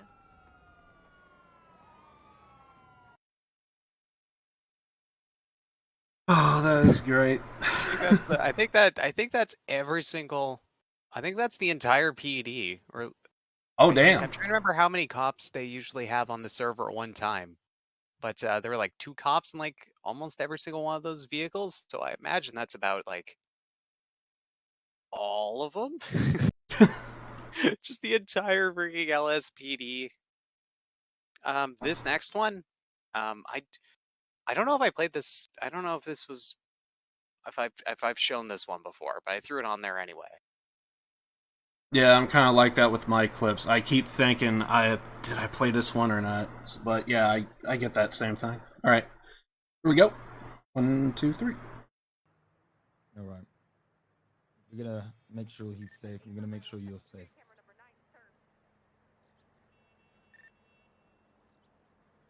Bro, I bet you didn't even know I was here, dude. That's how undercover I was, dude. Jesus, what the fuck are you wearing? Undercover, you fucking idiot. Okay. What do you want? You may want to hear this story. Have a seat. Okay, alright, what? Alright, what's that?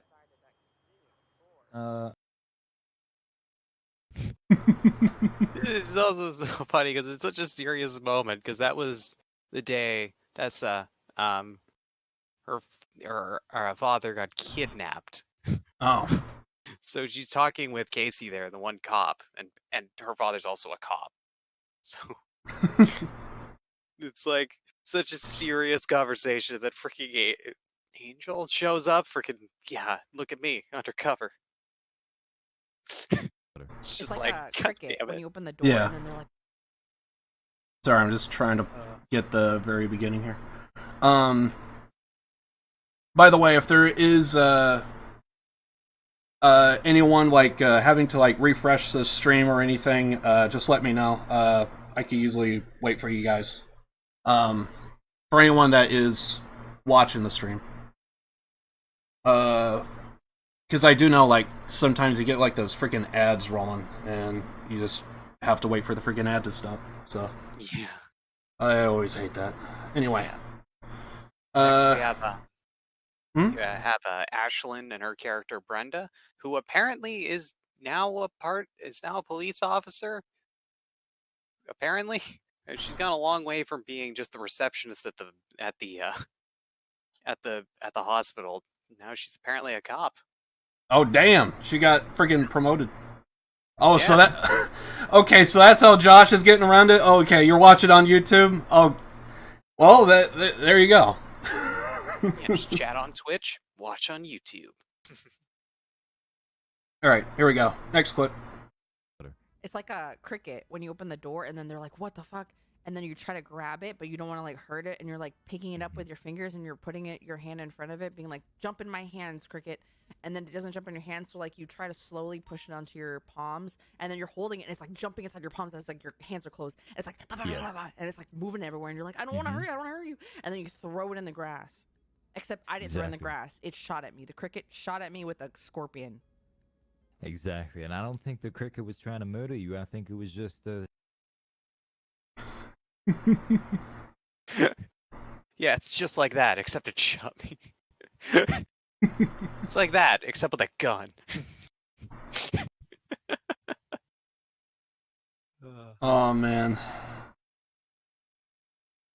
Some of these clips are just freaking great. Also, I'm loving the fact that I'm kind of digging the screen share, so I think I kind of want to keep doing this from here on out. I don't know about Dark. But Until it doesn't work anymore. Until it proves otherwise. Let's just use it. By the way, I'm also, for those that don't know, I'm actually doing like a new setup now, so like, I'm hoping to God the audio's like coming through. I actually do need to watch the stream to see if like these clips are being shown properly and all that stuff, so yeah. I kind of went over it in the beginning of the podcast, but anyway. Was that the part that you were muted for? Probably. That probably, yeah. But we caught it though, because we did. I caught it because you were watching the stream, and I thank you for that, because otherwise we could have done this entire stream with just Dark and no Liv. Yeah, until someone showed up and said, "Hey, no one's saying anything." Well, hold on a second. Now, maybe if Josh really wanted to mess with me because he hates my guts secretly, because I mean he's perfect prime example. He's a mod, so he knows he has that authority, at least in terms of chat. But if he really wanted to secretly hate me, not say anything, God damn it. My God. I always had an insider. I knew it! Alright. Next clip. Gentlemen, I need you guys to listen to me while I give you guys your Miranda rights, okay? You have the right to remain silent. Anything you say can and will be used against you in a court of law. You have the right to an attorney present during questioning. If you cannot afford one, one will be provided to you free of charge if available. Do you understand these rights as I have read them to you? Do you understand these rights? Oh, watching. Yeah, of course. Okay. They said yes. I don't understand English. Yeah, that was great. That's classic Brenda interactions where she's like super loud, and then okay, super fucking loud. It's just like and then it just mellows out. Just suddenly like, all right, that's done. Oh my God. That one was good. Alright, I think this is the last one. Yeah. This one's Kiwo's character, Trish. Alright, make sure I have the video up and not the AFK screen. Alright. 1, 2, 3. Oh, I don't think the mime is very happy with you. Oh, never mind. I think he's very now he's not gonna be happy. Oh, he's gonna be big mad.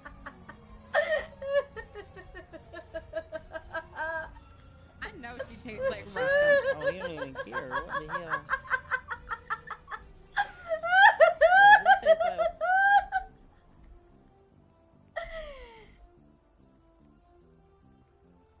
You're a stallion angel.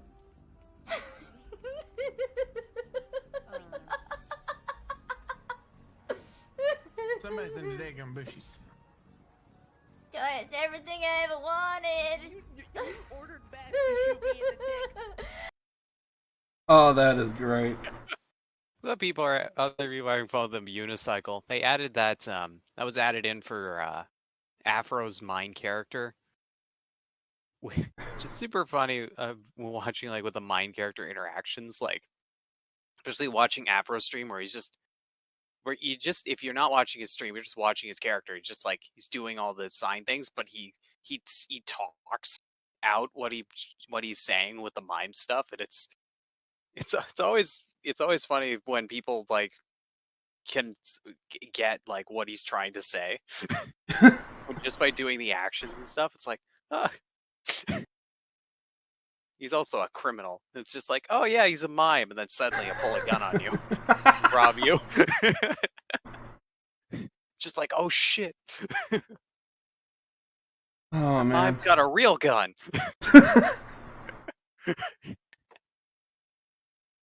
Oh man. Alright, so at some point I do need to go back and watch this stream, make sure that those clips were properly displayed and hopefully little to no glitches. I'm actually kind of surprised with the new setup, and I thought for one I'm gonna have like 1,000 scenes and it's gonna be like I'm gonna get the wrong scene, and so far I'm actually feeling pretty good. Although I was probably very, very nervous at the start because of just hoping to God that nothing breaks. Because I'm kind of done with freaking issues. I got enough from my streaming PC and Microsoft, so. But anyway, I think I actually just now realized I completely skipped over a topic, but I don't even freaking care. Fine. Save it for next time. Yeah, that's kind of what I thought whenever there... Because actually, well, I guess I kind of anticipated at least something to say, but it was basically Yakuza and Tony Hawk that was like, oh my god, I really want to check this out, and yeah, so I'm like kind of like a little hyped for it and all that stuff. But anyway, yeah, so if I don't go over any topics, we'll just go ahead and, if Dark wants to use them, I don't care, or I could just use them next podcast or what have you. Steel lips, script ideas. I'm sorry, just making a note here, my invisible notebook. Alright. But basically, I actually did have a conversation with a friend of mine, and I just happened to make a comment, and I was actually kind of thinking, well, maybe I could actually use that for the podcast. Maybe Dark would have something to say, but I had an interesting conversation, and because, again, I said this to death, but there's a reason why I constantly bring up Yakuza, is because there's so much to talk about. After you play the game and just see it, hear it, feel it,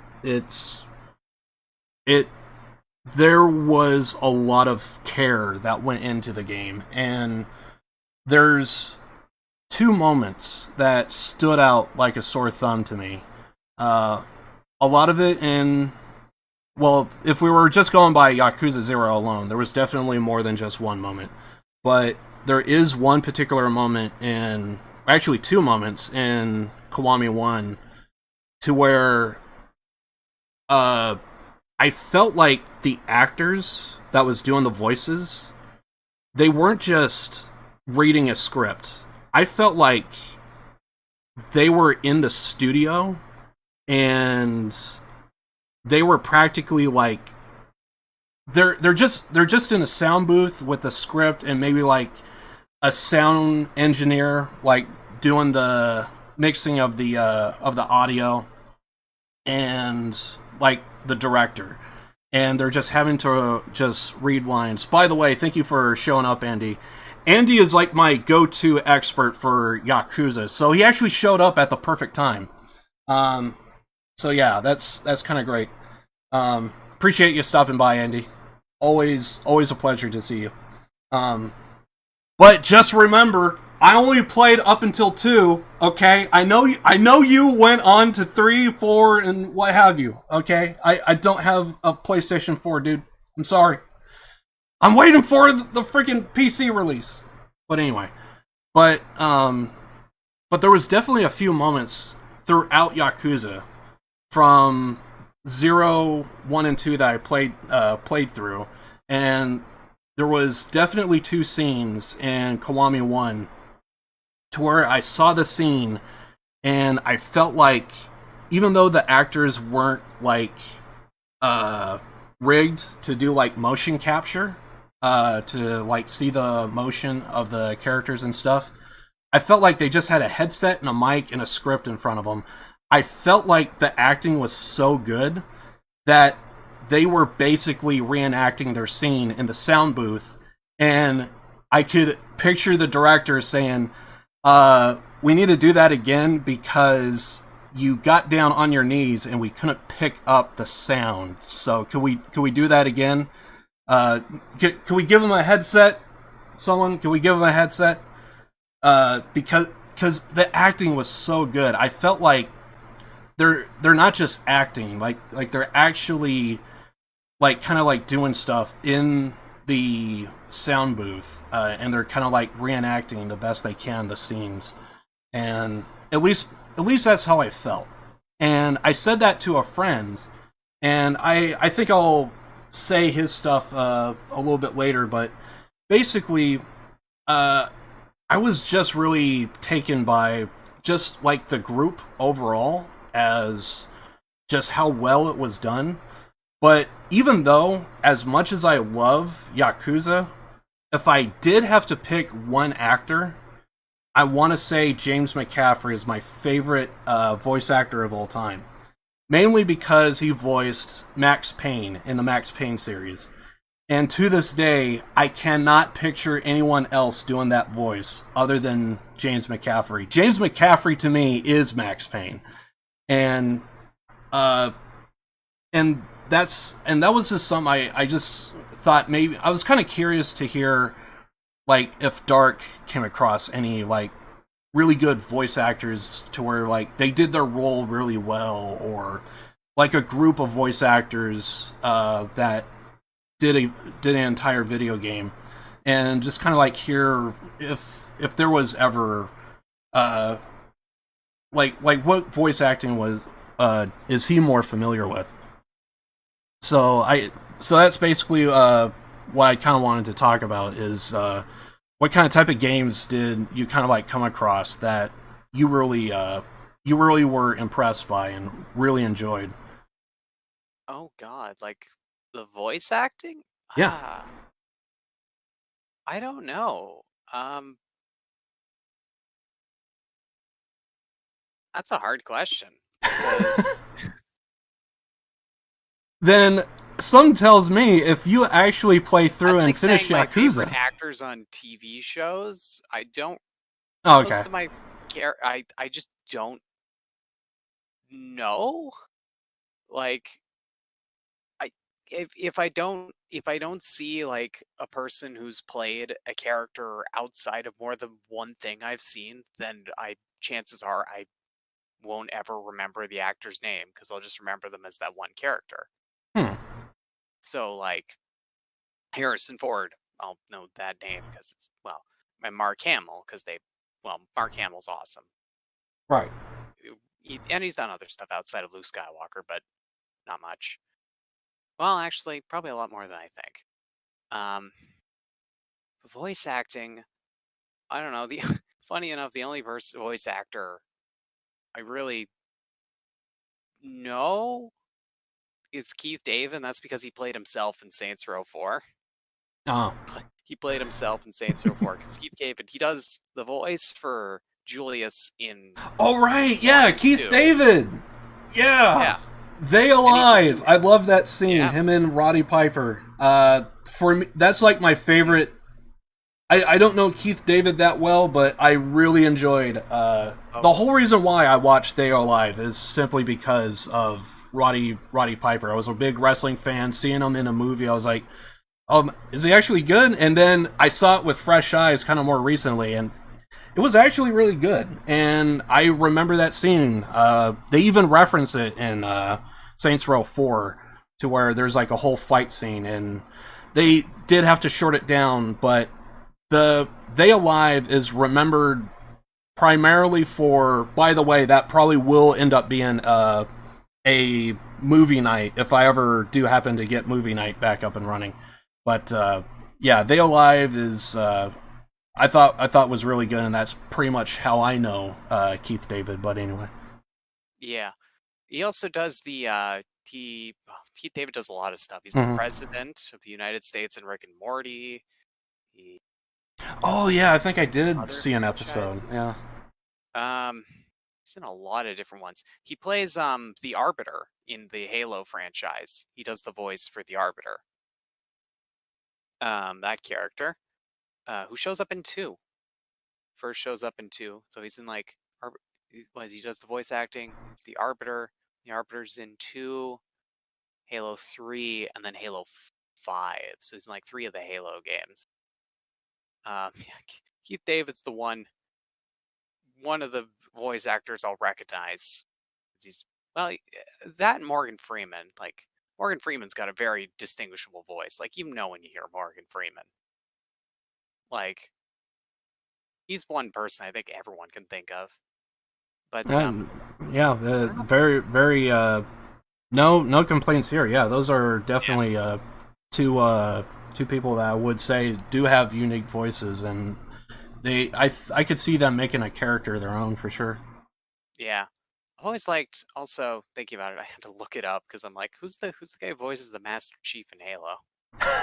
Downs. I'm like, oh, I wonder if he's done anything else. He's done, I'm looking at his IMDb. He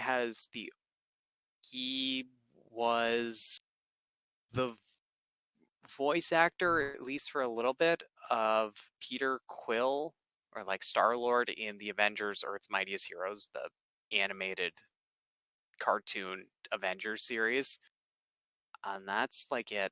Everything else he did is Halo, is voicing the Master Chief, which is not a bad thing. Dude, the Master Chief's awesome. But I'm a little surprised he hasn't done anything else. Just like Halo. Oh, Super Bomberman R. Who did he voice? Oh, the Master Chief. Just like, and there's a couple where he's like himself in a documentary, in a TV series. Oh, it's kind of... Yeah, in terms of like TV personalities, I do want to say another group of really good voice actors. I do want to say is Futurama.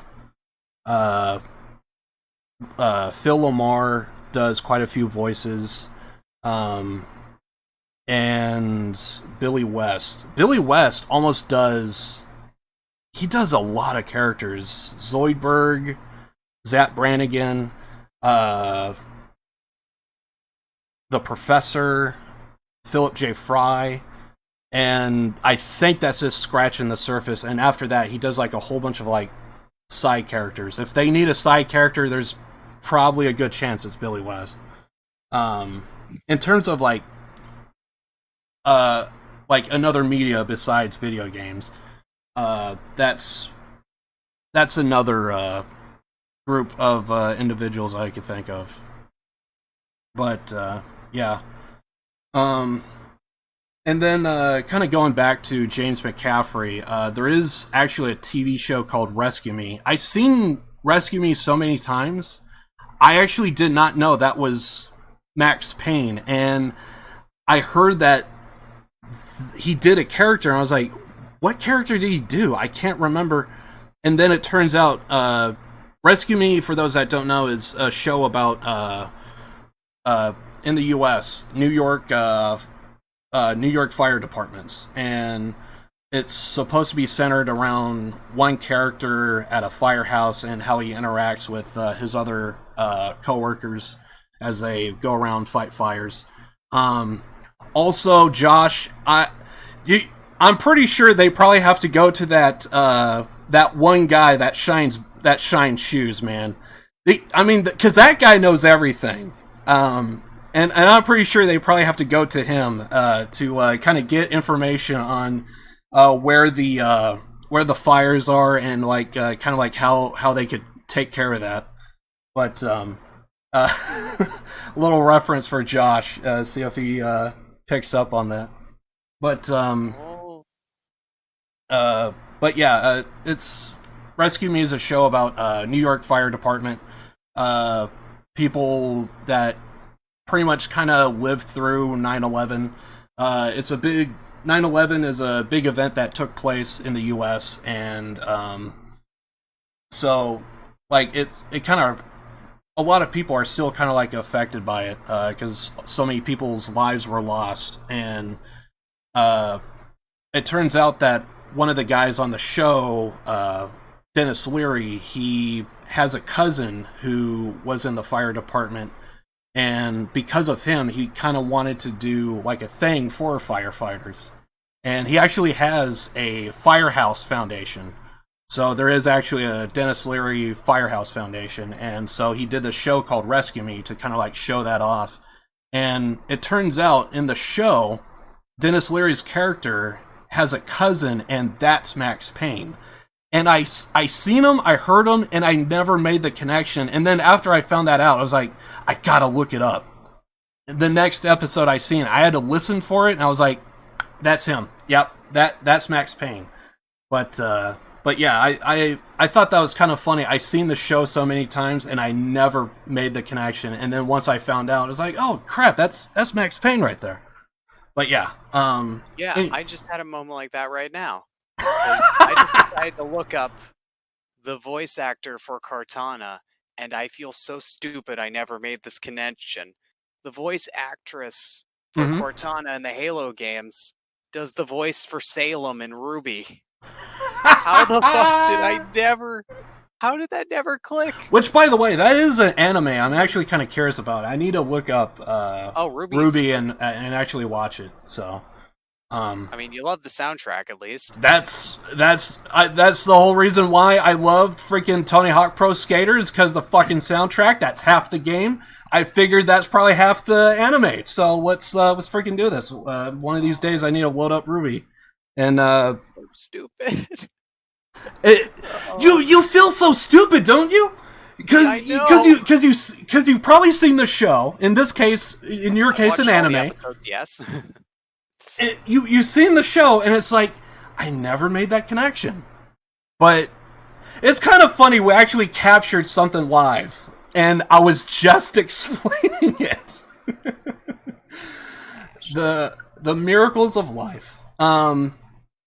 But yeah, that's something that I remember when I first when I discovered that voice was Max Payne. Like, I just felt so stupid. Like, how did I not know? I mean, to be fair, he doesn't do like a full-on Max Payne, because when he's doing his character in Rescue Me, he's kind of more toned down, more realistic. But when he's doing the Max Payne character, he does kind of put on a little bit of a voice, and his normal voice is still there, but you just have to like listen closely. And if you listen closely, you could definitely pick it up. But that is kind of funny that Dark just had that same exact moment live on the podcast. It's such a high. It's not even like I see here. She also did, apparently uncredited, the voice actress for Zoe in Left 4 Dead. She did her voice, which I'm okay with never noticing that connection. But freaking Ruby. But yeah, Ruby, that's 25 episodes and continuing to be in episodes. That She's is only just the so main fun. bad guy. Not That even is like so a funny. side character. Yeah.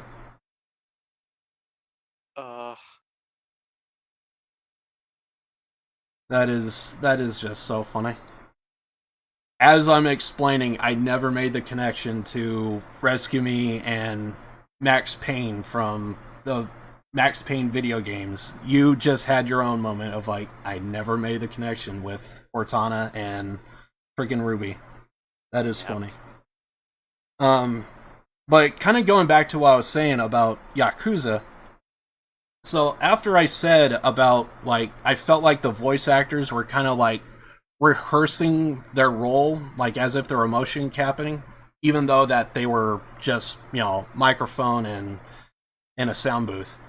After I said that, my friend told me something kind of interesting, and it makes me kind of think there is next level acting when it comes to Japan. I never played what is it? I actually played the 5th of the series, Metal Gear Solid. I never really played Metal Gear Solid. I played my first Metal Gear Solid game this year. Well, actually last year. Or was it this year? It could have carried over. I forget when I completed it. But this year, last year, whatever.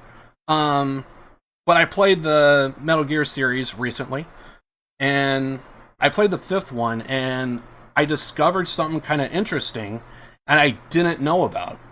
And it just kind of makes me think that the voice acting in Japan is just next level, because the story that I heard about was actually about Metal Gear Solid 4. It turns out in Metal Gear Solid 4, there's Snake, the main character, has different versions of himself. He has like multiple different versions of himself. There's like Liquid Snake, Solid Snake, and I think there's a third one. I'm drawing a blank, but point is there's like multiple versions, and I forget which version it was, but he had a clone made of him. And there's a scene to where Snake is talking to his clone, and there's like a father-son relationship almost amongst his clone, because it's a part of him, it's a piece of him, he feels emotionally attached. It doesn't show up in the English version, but if you listen to the Japanese version, there is Solid Snake. Thank you. Thank you for that, Josh. Yeah, so there's also Solid Snake. But anyway.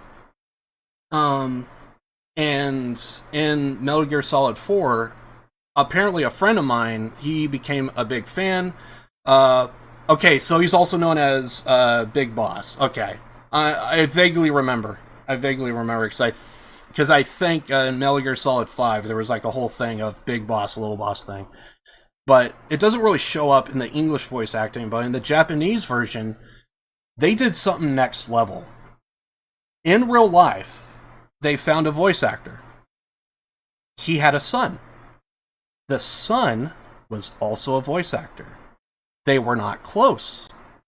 They were trying to get to know each other through the game. And the game captured a real-life moment as a real-life father and son are having to read a script, and they're drawing in real emotion. That is insane. Yeah, that is super cool. And that makes me super excited to hear, to just kind of see that. I mean, I know I'm probably going to see like a watered down version when I go through the English version, but at some point after I complete the game, I want to see that. I want to see the Japanese version. But I just thought that was so unique. And when I heard that, it like, because I thought there was like decent voice acting in like this show, that show, this game, a little bit in that game. And then like Yakuza, I felt like it was like a step up from everything else that I saw. Whatever I thought was good voice acting, they took that times 10. And then I hear about what happened in Metal Gear Solid 4, and I'm like, you mean to tell me they hunted down a father and son who were not close, who both do voice acting, and they essentially captured a moment between a father and son who legitimately want to get to know each other. I mean, it does ring true. You cannot undo the past. The past is done. But what you can do is you can change things today. And I could see, for whatever the reason, this father and son, like, you know, for whatever reason they split apart, but at some point you want to make amends for what you did or what you haven't done and all that, and try and make up for it. And the fact that this team decided to do something like this, that is insane. So whenever I hear like Japanese voice acting or a Japanese video game and I'm like excited about it, it does make it, hearing that just kind of puts me in a level to where it's like, okay, the voice acting is going to be really good. So I also played the other Metal Gear Solids that are all good. And that's what kind of gets me excited is because I played 5. I know from what I heard from 5 is kind of like a hit and miss. Like, they did well gameplay-wise, but, like, other things just kind of just fell apart. It's still a good game. I had a positive time with it. But, you know, it does make me excited to at least play 4, and maybe through CN4 I could probably see what damn, I'm drawing a blank on his name. Kojima. It's probably what Metal Gear Solid 5 could have been. Is I probably have to play 4 and see what that's like. So it does get me interested. So there is a chance I might be going through Metal Gear Solid 4, but at first I gotta wait for a sale and all that stuff. And just kind of see what happens. Right now I kind of need a little bit of money because just in the off chance Dark doesn't have as much fun in Yakuza 0, I gotta pay up. I put a bet, and I'm not backing down. I just hope he just takes IOUs. But I said I'm gonna do it, I'm gonna do it. So I need to put my money where my mouth is. And I'm willing to do it. Don't do that. Most American money has traces of cocaine on it. Actually, all American money has traces of cocaine. That is true, and I never understood why. Well, it's because, you use... for some reason, people use the bill and wrap it up and then snort the cocaine with it, right? So if you take that bill and put it in an ATM machine, that cocaine residue gets in the ATM machine, in the slot where the money comes out. So all that money that comes out is then tainted with it. I am willing to listen to reason that maybe there was a lot of people in the 80s who did a lot of coke. And I'm willing to believe that they used that money to purchase fire hoses. And they need those fire hoses to put out the fires that is in their mind. And I'm willing to believe that. But I find it hard to believe that they ran out of fire hoses. Dark, are you telling me there's a fire hose shortage in the 80s? Because I don't know if I could take that. That is something. So I don't know. That's I could see it. I could see it maybe. But yeah, maybe there was a lot of coke in the 80s. That's all I'm saying. But there's a lot of coke now, but there is. But yeah, that's a thinker. But for some reason, I actually legitimately thought they actually did take cocaine and actually put it into the bill, like it's embedded. But maybe all this time it was from the 80s. The trace. Yeah. It's just the trace amounts, yeah. Mm. You're not gonna get high off a dollar bill. Oh God, yeah. You're likely to get sick. Yeah, because like every so often, oh God, I think the water in my town is like freaking trash, and I always hear about, oh, probably don't drink the drinking water because there's been a little bit of this and that. There was one place that was really bad. I legitimately thought I had tea that was tap water. Oh. Well, actually, no. To be fair, it wasn't tea. It was soda. It was carbonated, but still. So, and they say it was fine, and I'm like, are you sure? Because I got legit freaking goddamn carbonated water, and I don't think I have a built-in system. Or is there a built-in system? Maybe I don't know about this place good enough. And that's the other thing. Maybe it's not... What was the carbonation on their end or my end? That's another thing. Because if it's on my end, okay, well, it's on my end, so, like, there you go. But now someone's got to clean the plumbing or something. But that was an old place. I don't live there anymore, thank God. So... Yeah, sorry, Josh. I don't know if the euro has any cocaine on it or not. You might have to get yourself some American money. You get enough American money, you can get a buzz. You probably get more of a buzz off the ink, honestly. There is a legitimate reference I want to make from Yakuza 0, but I'm gonna pass.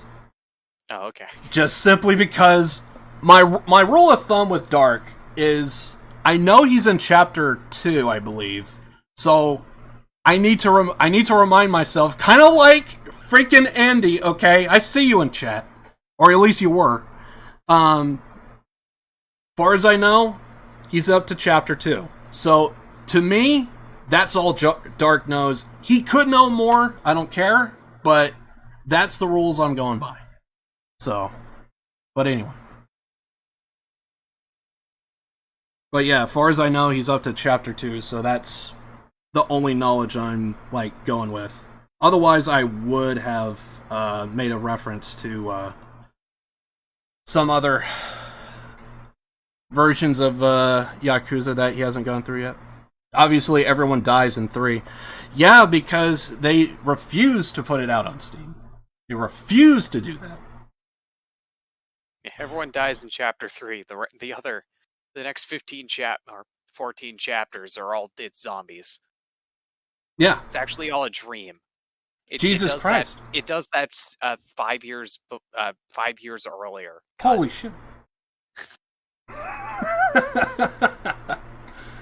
Well, apparently we're just dropping all the spoilers. We're just saying fuck it now.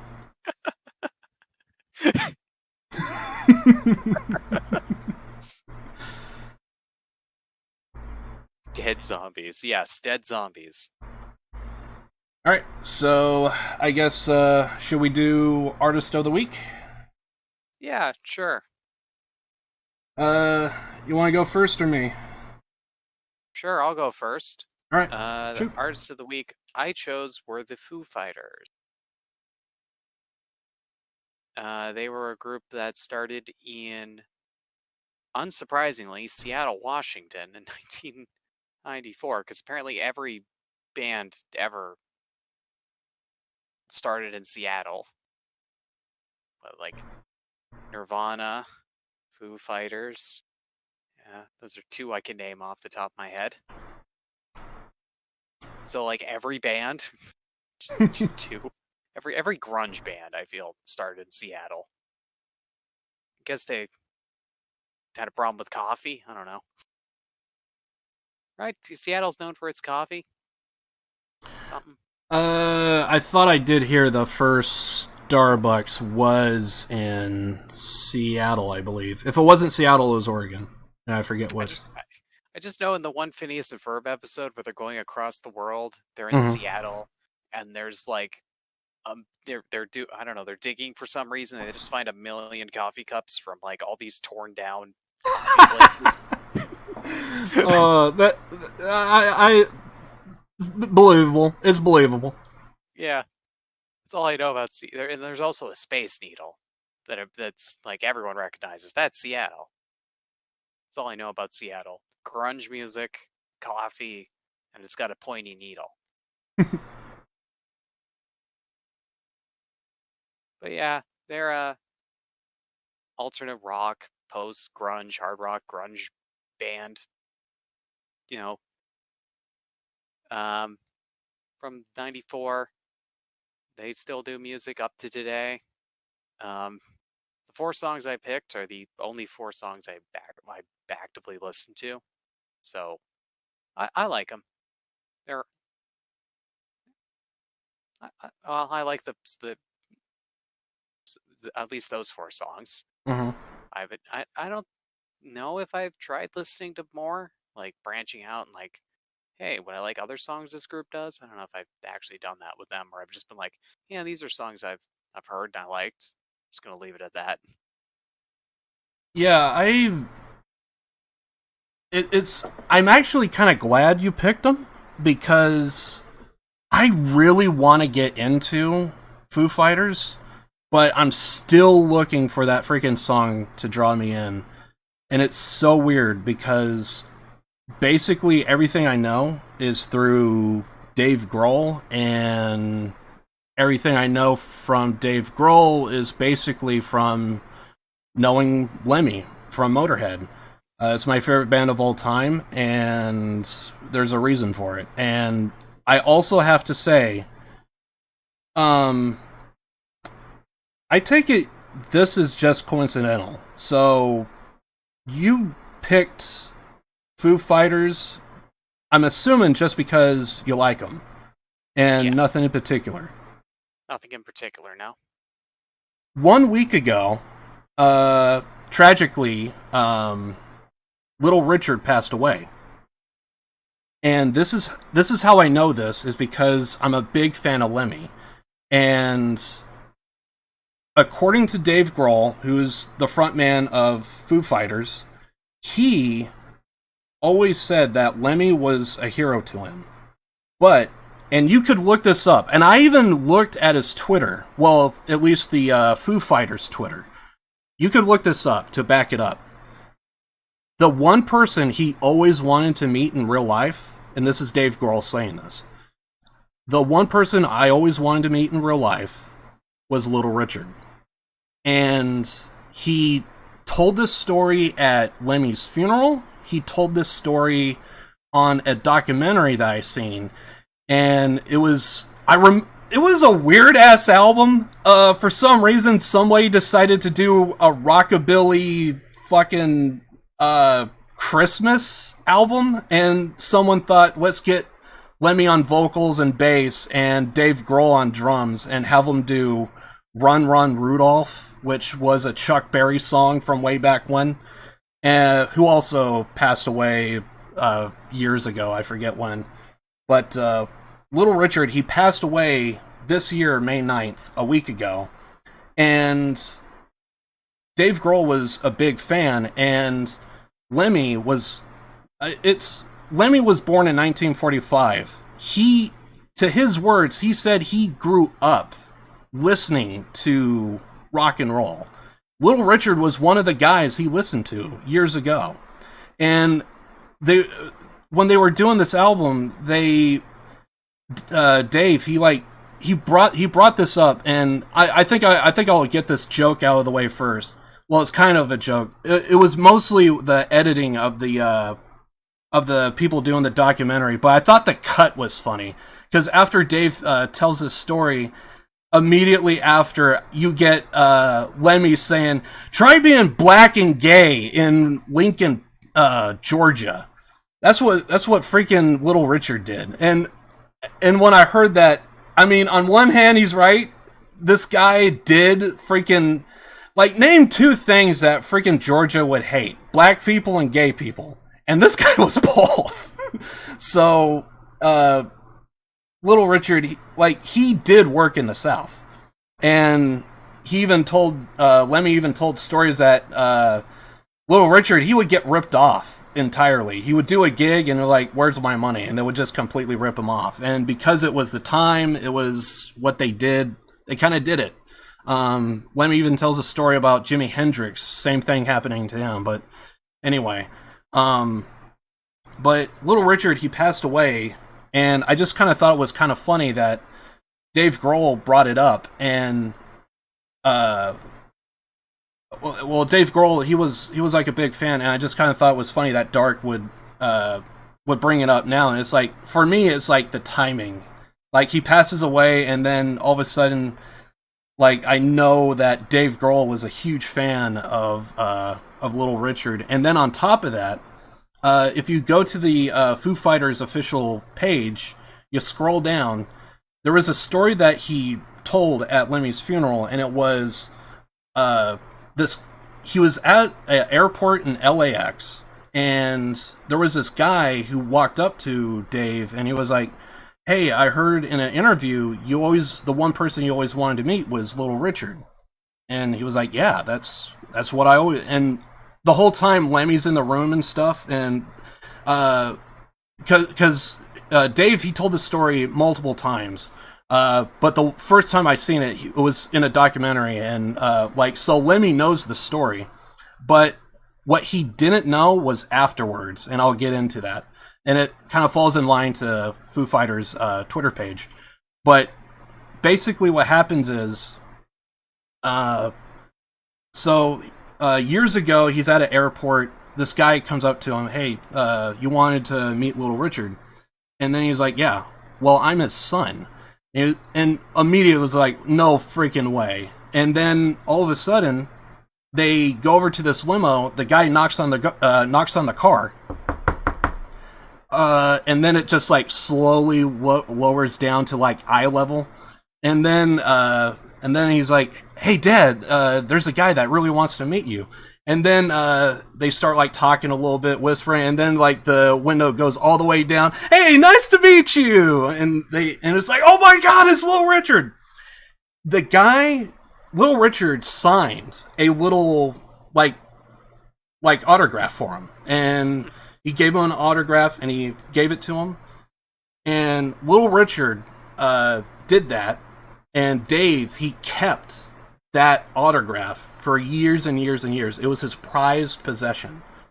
And then when Lemmy's health was deteriorating, it kind of went really fast with Lemmy's death. Like, Lemmy had his birthday. 2 days later, he was diagnosed with an aggressive cancer. And then 2 days after that, he's dead.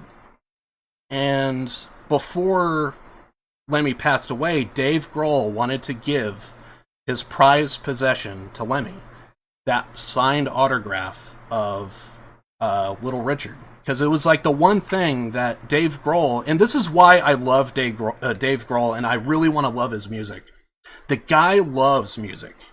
The guy listens to the Ramones, listens to Black Sabbath, listens to AC/DC.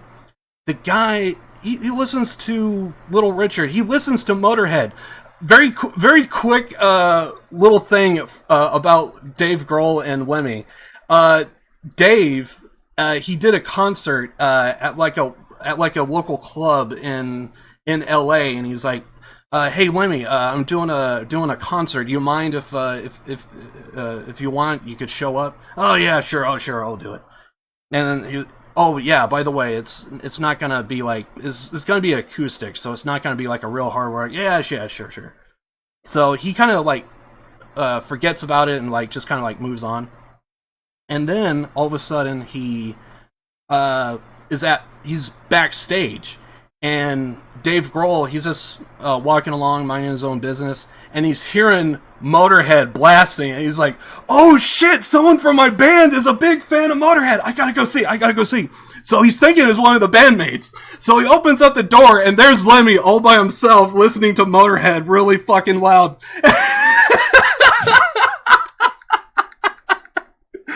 Oh my god. He's just sitting there with the cigarette, and Lemmy's partially deaf, so that's the reason why he has music blasting, is because of that. But I just thought that was so hilarious.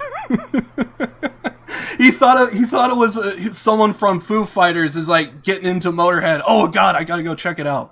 So sadly, Dave Grohl, he's a guy I really love, because I love the fact that he loves music, and I love to hear when people, they don't stick to one genre. They branch out. They listen to other stuff. They listen to punk. Dave Grohl got started in freaking grunge, and one of his heroes is Motorhead, that is like widely known for doing hard rock and metal, and he also listens to Little Richard, which is rockabilly from the 50s, and it's great. And I would have loved to tell this story, but there was no way I could do it. So I want to thank Dark for kind of putting a light onto Dave Grohl, because if I were to pick him, I wouldn't know what songs to go with.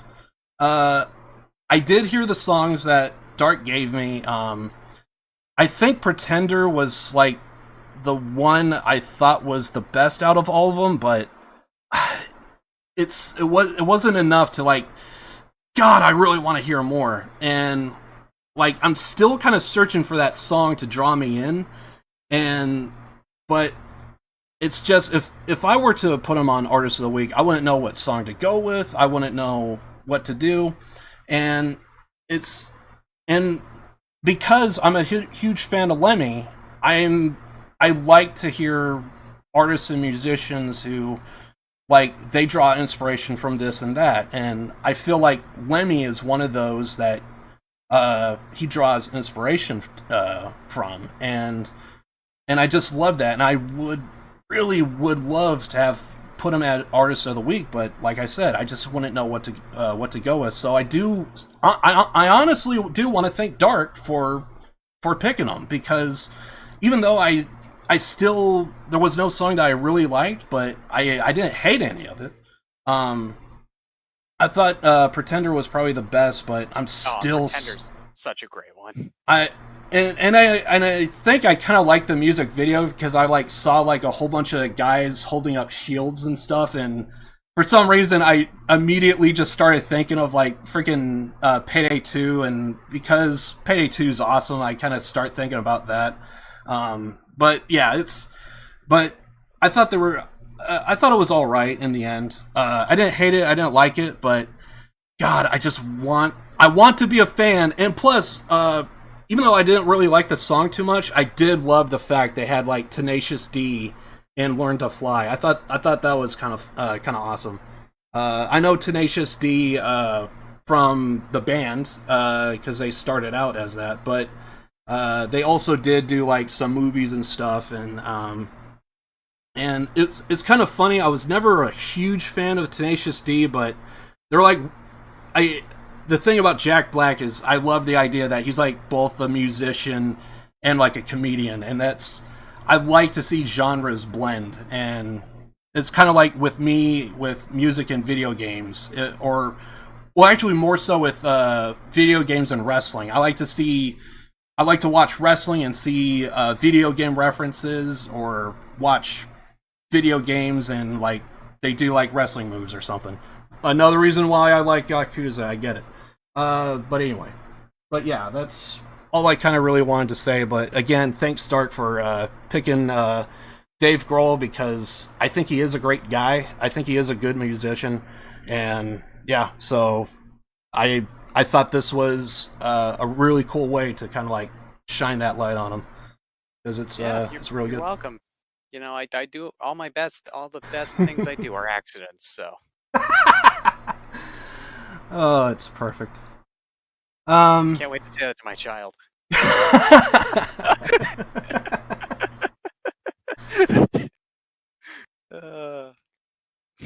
All right. Next joke I made in weeks. There is a little bit of like videos and stuff that I kind of wanted to show off, because there are my artist of the week. There's so many freaking songs that I wanted to go with, but I just couldn't because of reasons. So yeah, sorry about that, but it is what it is. Oh yeah, I need to do this. I forget, sometimes I need to pop it in full screen. But anyway, the artist that I have picked for artist of the week is In Living Color. This is classic stuff. Classic stuff. I absolutely love it. There were so many songs that I wanted to go with, but I just couldn't. There was a Michael Jackson song that I wanted to go with, but I couldn't go with that. The one I'm kind of showing here is MC Hammer. Freaking goddamn Tommy Davidson. Just I thought this music video was good. He has like the moves down and everything, and I just thought it was so funny. But yeah, I'm just a huge fan of this freaking stuff. They made me laugh, and some of the stuff is just so funny. And I kind of wanted to share that. Thank you, Josh, for the reference. I love it. In Color, featuring Rex Hamilton as Abraham Lincoln. I love it. I absolutely love it. You gotta watch Police Squad to get the reference. But anyway. But yeah, I really enjoyed watching In Living Color back in the 90s. They were just so funny. And there was just so much that is I am on the wrong scene. God damn it. There we go. But there's just so much that I would love to just spend so much time just kind of talking about it. And oh yeah, the Jimmy JJ Walker. Oh oh, This one was supposed to be a parody of LL Cool J's. What was the name of that song? I'm Gonna Knock You Out or something like that. It's funny, and the whole time he's talking, he's doing an impression of J.J. Walker from Good Times.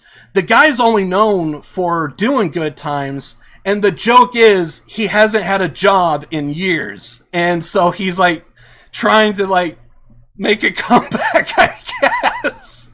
And that's like the whole premise of this entire song. I'm muting the audio because that way I could talk over it and stuff. I highly recommend looking them up.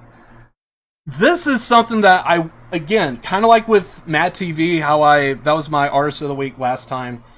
I would love to do it again. I would love to do In Living Color, and I got the DVD, so I can pull it off with In Living Color. By the way, that's supposed to be JJ's mom coming down to the basement to tell him to stop.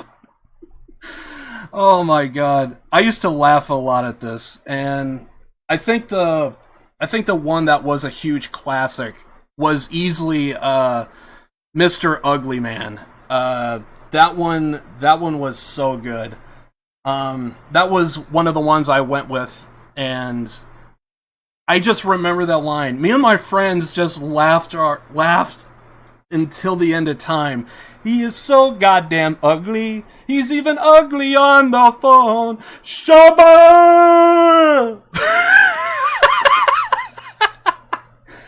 And you can't just say Shabba. You gotta say it with an ugly face.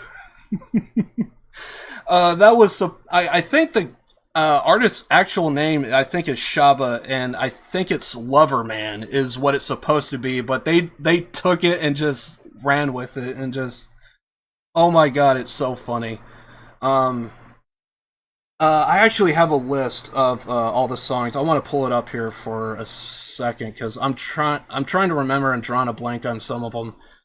There was a Michael Jackson I Am Black song. I didn't go with that one. I would have went with it because it's a classic, but I didn't go with it because, oh, that's actually kind of awesome. I actually could have my thing up and I could still be playing the video.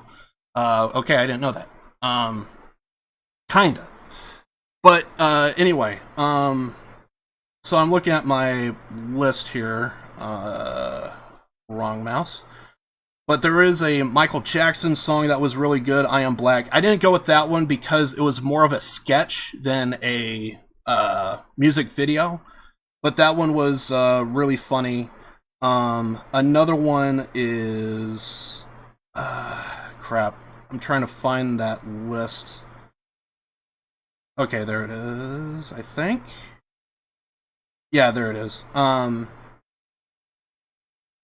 The reason why I went with the LaToya song is me and my friends just laughed at that little shuffle that he did at the end. It looks like he's kind of like rubbing himself, and then he's like taking like these tiny little steps, and then there's like a moment to where he stares into the camera like he got caught, and then he bugged out eyes, and then he just turns around, and then he just goes back to like rubbing himself with the little feet. He's doing the walk! And me and my friends just thought that was hilarious. We just thought it was so funny back then. It seemed like there was a list of songs that I had. There was MC Hammer, Can't Touch This. That one I played. Playing the J.J. Walker one now. That one's... Mama Say Gonna Knock You Out. Oh, okay, so that was the name of the song. Okay. Yeah, and it's supposed to be like him just struggling with life. I think there was another one, right? I had like a double list showing off the ones I didn't... Okay, so it was just MC Hammer and LL Cool J. And the Michael Jackson song. Those were the only ones I didn't pick. I didn't go with the Michael Jackson one because that was more of a sketch than a parody of a song. I would have went with MC Hammer, but I kind of felt like the joke needs to land. But anyway, I didn't. The reason why I didn't go with the LL Cool J is you kind of need to know Good Times. You kind of need to know Jimmy Walker in order to like get that reference. So I just wanted to go with stuff that was like just straight out funny. So of course I went with Trail Mix-a-Lot, freaking doing a parody of what is it? Baby Got Back from the freaking 90s. That one was like so popular in the 90s. If you're into like popular music. Crystal Waters, My Songs Are Mindless. That one was a parody song of Christy Waters. I don't know if is that the name of the actual song. I'm kind of switching back and forth, so I apologize. Oh wait, I think I may have screwed that up. Yeah, I kind of did like multiple versions. I think I'm looking at my first draft, so I don't have the parody song next to it. But the list I went with, I went with songs that were legitimately like parodies. And I didn't want just like anything. I kind of wanted like something to go with it. Sorry, it's kind of like taking so long because again, I'm like trying to remember songs that I actually went with, songs that I actually talked about. But yeah, I wanted to go with this because this is stuff I was laughing at for years, and I just wanted to talk about it. So I don't know when I'm gonna be doing a movie night of In Living Color, but one day it would happen, and I hope to God that would happen. But yeah, I went with In Living Color. They do good song parodies, so I wanted to show that off. As far as I know, I think this is my last song parody that I could think of. After this, it's going to be like real artists and stuff of that nature. But I wanted to do Mad TV and In Living Color because they made me laugh, and I kind of wanted to kind of show that off. And this is just more of it, so I don't know if Dark found it as funny and entertaining as I did, but yeah, I'm sorry. It just didn't really resonate with me. You didn't even like Ugly Man? Okay, yeah. That was all right. It's a classic. How can you be ugly on a phone? Seriously. I mean, whoever pulls that off, I mean, my hat goes off to you because that is like next level. Parts in that song, yeah.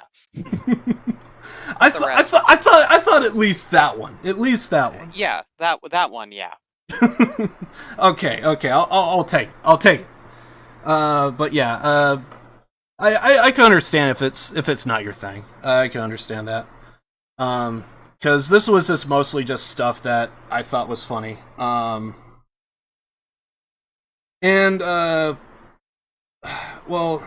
yeah, I guess not. There was something I want to say, but it's not that important. But yeah, those were the songs I went with. God damn it, and I just screwed up. I constantly am just flipping back and forth between multiple different stuff. I should just stick to one and just roll with it. But yeah, the Baby Got Snacks, Songs Are Mindless, Mr. Ugly Man, and the LaToya song was funny. It was just songs that me and my friends laughed at, and yeah, so there you go. Alright, we're switching scenes. Oh god, wrong scene. It's all on fire. It's all burning down. I need to make things a little bit more easier, but it's the best I could do. But yeah, that's pretty much all I think I have for you guys today. Is there any stuff that is coming up on your stream there, Dark, or you're gonna be taking a break? I don't know. I'm not really sure.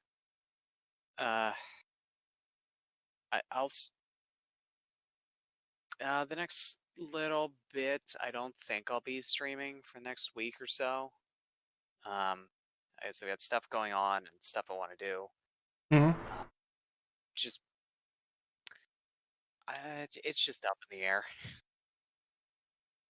Just up in the air with the stream stuff. And I don't know. Should I mention it? I sent. Would this be a good time to mention this? Yeah, go ahead. The script, the proposed theme song I wrote that night after the podcast. Oh God, I completely forgot about that. Dude, are we actually doing that? Are we actually doing that? I don't know. I mean, I have the lyrics. I just, unfortunately, the guitar solo you sent won't work. It would. Oh come on! It's so good. Gods themselves were speaking to me. Okay. By the way, do I have to break out a freaking guitar or something, and we'll just do it live? Are we seriously doing that? I mean, here I could see. The thing is, I could do this easily if I had a Mac. For the simple thing of GarageBand. That's the only thing I'll give Mac credit for. GarageBand's awesome. If I had GarageBand or something like GarageBand. Well, you can't get any more garage than that solo, man. I'm just saying. I could make the. It would just be a matter of me, and then Liv's one part.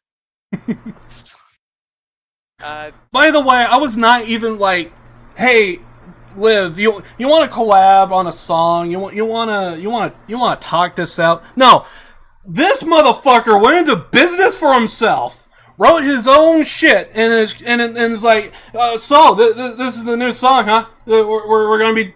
Come on, even no thing at all. Nothing.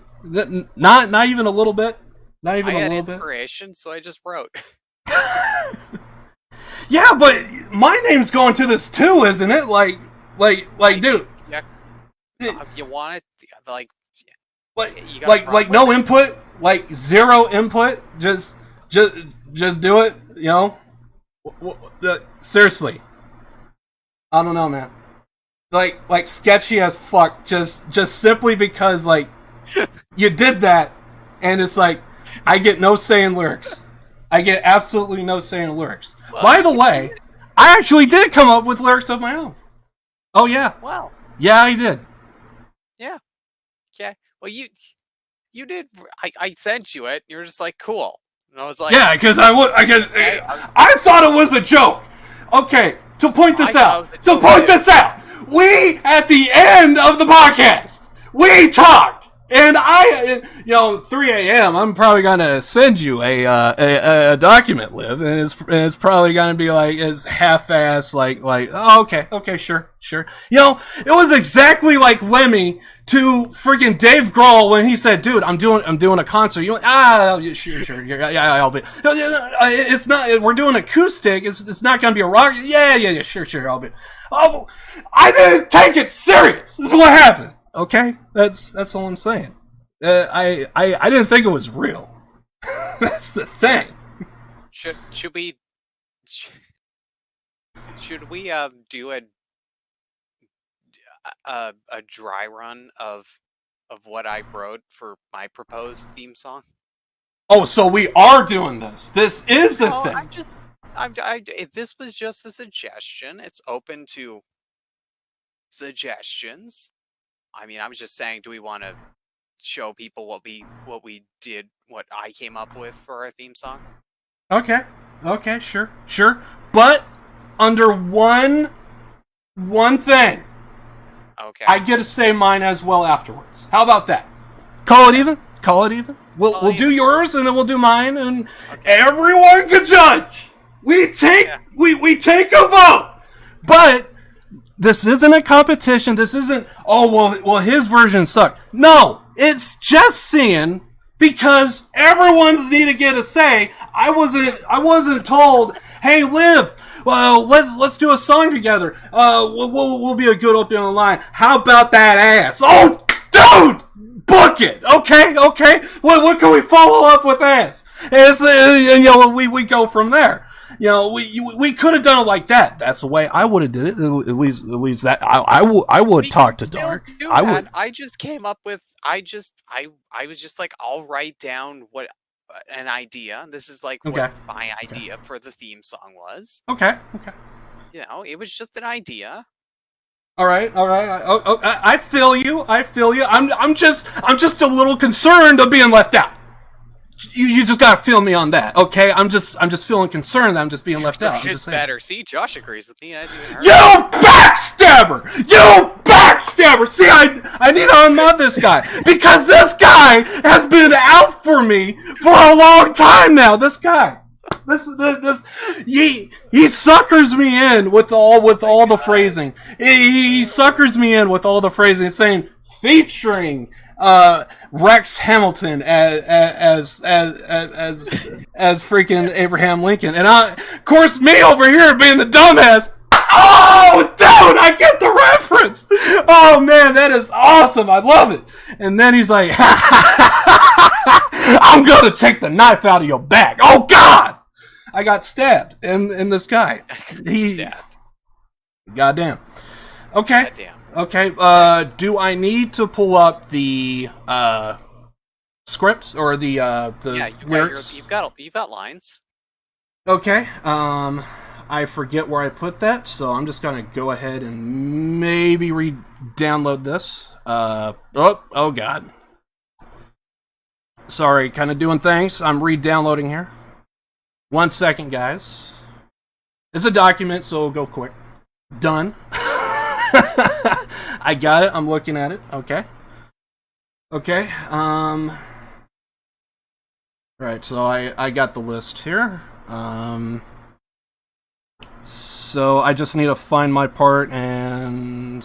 It's the one in brackets that says live. Yeah, okay. I'm just switching scenes as well. Okay. My line is right. I'm assuming right there. Got it. Okay. So this is sort of like I don't know how long I spent on this. Probably longer than I should have, given its quality. But this is sort of what I came up with after we made the joke. I made the joke. I'm like, well, you'll know if we're gonna be semi-serious about this when I send you it. So here's what I wrote. Do. It's a podcast. Do. Darklight Podcast. Do. DLP. Hey everyone, I'm Dark with Liv and we're live. That's the intro we say almost every other time. Strap in, chat, we're going on a ride while I rant about shit and fail to rhyme. Gotta make this theme song not a waste of your time, while still stalling enough to make sure that Twitch is live. Technical difficulties every single stream.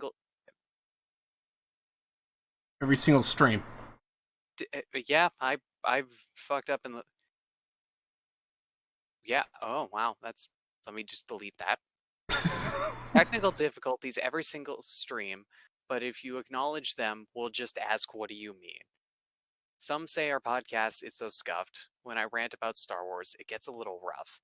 But that's alright, because Liv is here to talk about Yakuza for another bloody year. Topics of the day? I don't fucking know. I closed the script as soon as we said go. Clips are fun, but I gotta say, when did our clips just become GTA? Artist of the week? Feeling kinda sick. Getting Lady Sovereign up in this bitch.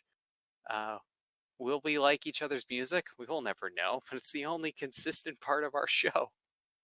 Wait, we're at the end? Why'd you make me finish? Every time I do the outro, I get kinda skittish. Repeating the same thing twice in a row? Liv, save me so we can start our fucking show. Liv? Sorry, was doing some karaoke on Yakuza. When are we starting the recording for the song? You've gotta be... You know what? Fuck it. Just start the show. See you in 5 seconds. I'm just gonna go. I will say this. Do love the Lady Sovereign part, kind of like a little bit of a reference to the very first podcast that we ever did. Do kind of like that. Sorry, Lady Sovereign, okay? I am legitimately sorry, but you just became a meme on Dark Life Podcast, just saying. Okay. But yeah, other than that, I mean, I still would like to have a say in some lyrics because that's the way I would have done it. Look, it was just an idea. I just got something out there. Doesn't have to be the finished product. Okay. It's just, I heard it as a joke, and the way you proposed it to me sounded like a joke, and I thought it was just that, a joke. So, I didn't think I was actually going to get a document at midnight saying, hey, here are the lyrics, Liv. I thought that was a joke. And so now I'm concerned because we collabed together for the most part. I mean, to be honest, there are some changes I would like to see to Dark Live Podcast, but it's just nitpicking by the end of the day. Okay? But I always get Dark's input. Always. I never go into business for themselves. Okay? I never go into business for myself. I don't do things on the whim and saying, we're doing this! And forcing Dark to do it regardless. I usually always collab. So, I would do something. I always go to Dark. So, I mean, if we were to do this, then, you know, I should get a say. Well, I could go ahead and do what Dark did, go into business for myself. Well, now I'm kind of thrown into it, so it's happening. Okay. So, I got this. That is the wrong scene. God damn it. I'm sorry. I screwed up. Big time. Sorry. It's alright. I got this. So, again, because it's me, this is what I would do. Okay? Now, there is a part to where they say Motorhead. Let's just say Dark Live Podcast. Okay? So just keep that in your head. Now, I'm going to play for you. Actually, I'm gonna let it be known who did this. Okay. Actually, you know what? I'll go ahead and play it first, and then I would go into detail. So here we go. So this is what this is what I would have done. So here we go. I don't need I'm using the AFK screen because we're just using the audio. So here we go. This is what I would have done. Let's do this. O Lord, who art on high, who hast made the blades of grass and the little tiny things that creep therein, that hath made the cricket bats, who has made hankies, who has made all things, bless thou these people from Dark Life Podcast out ahead, that they may so verily endow the people of this planet with pleasure and enjoyment, that yea, they may verily increase fourfold their already large sums of loot, and enable them here in this life to purchase maybe one other pair of trousers each. O Lord, thou who hast seen the trouserless and had compassion, look down upon them. Thank you. And that's what I would have done. That is what I would have done. Now, that was actually from a real Motorhead album, and it was done entirely by Michael Palin. And Michael Palin is from Monty Python. Motorhead did an album, Rock and Roll, and they were just doing their music. So what you're saying is we need to get John Cleese. No, what I'm saying is, Michael Palin owned the studio. So Lemmy decided, hey, let's see if we can get a talk with them. We're big fans. Let's bring them in. And they started talking with them, hanging out a little bit. And then Lemmy got a thought. hey, we're doing an album. Do you mind doing a little thing for us? And that's what he did for Motorhead. So I love the idea that Motorhead actually brought in freaking Monty Python to do a bit. And that's what he came up with. I don't know if Lemmy actually came up with any of the lyrics to that, or if Michael Palin was doing that on a whim. But either way, I freaking love it. That's what I would have done. Because who doesn't like Monty Python? Okay? That's what I would have done. Millennials. Fuck millennials!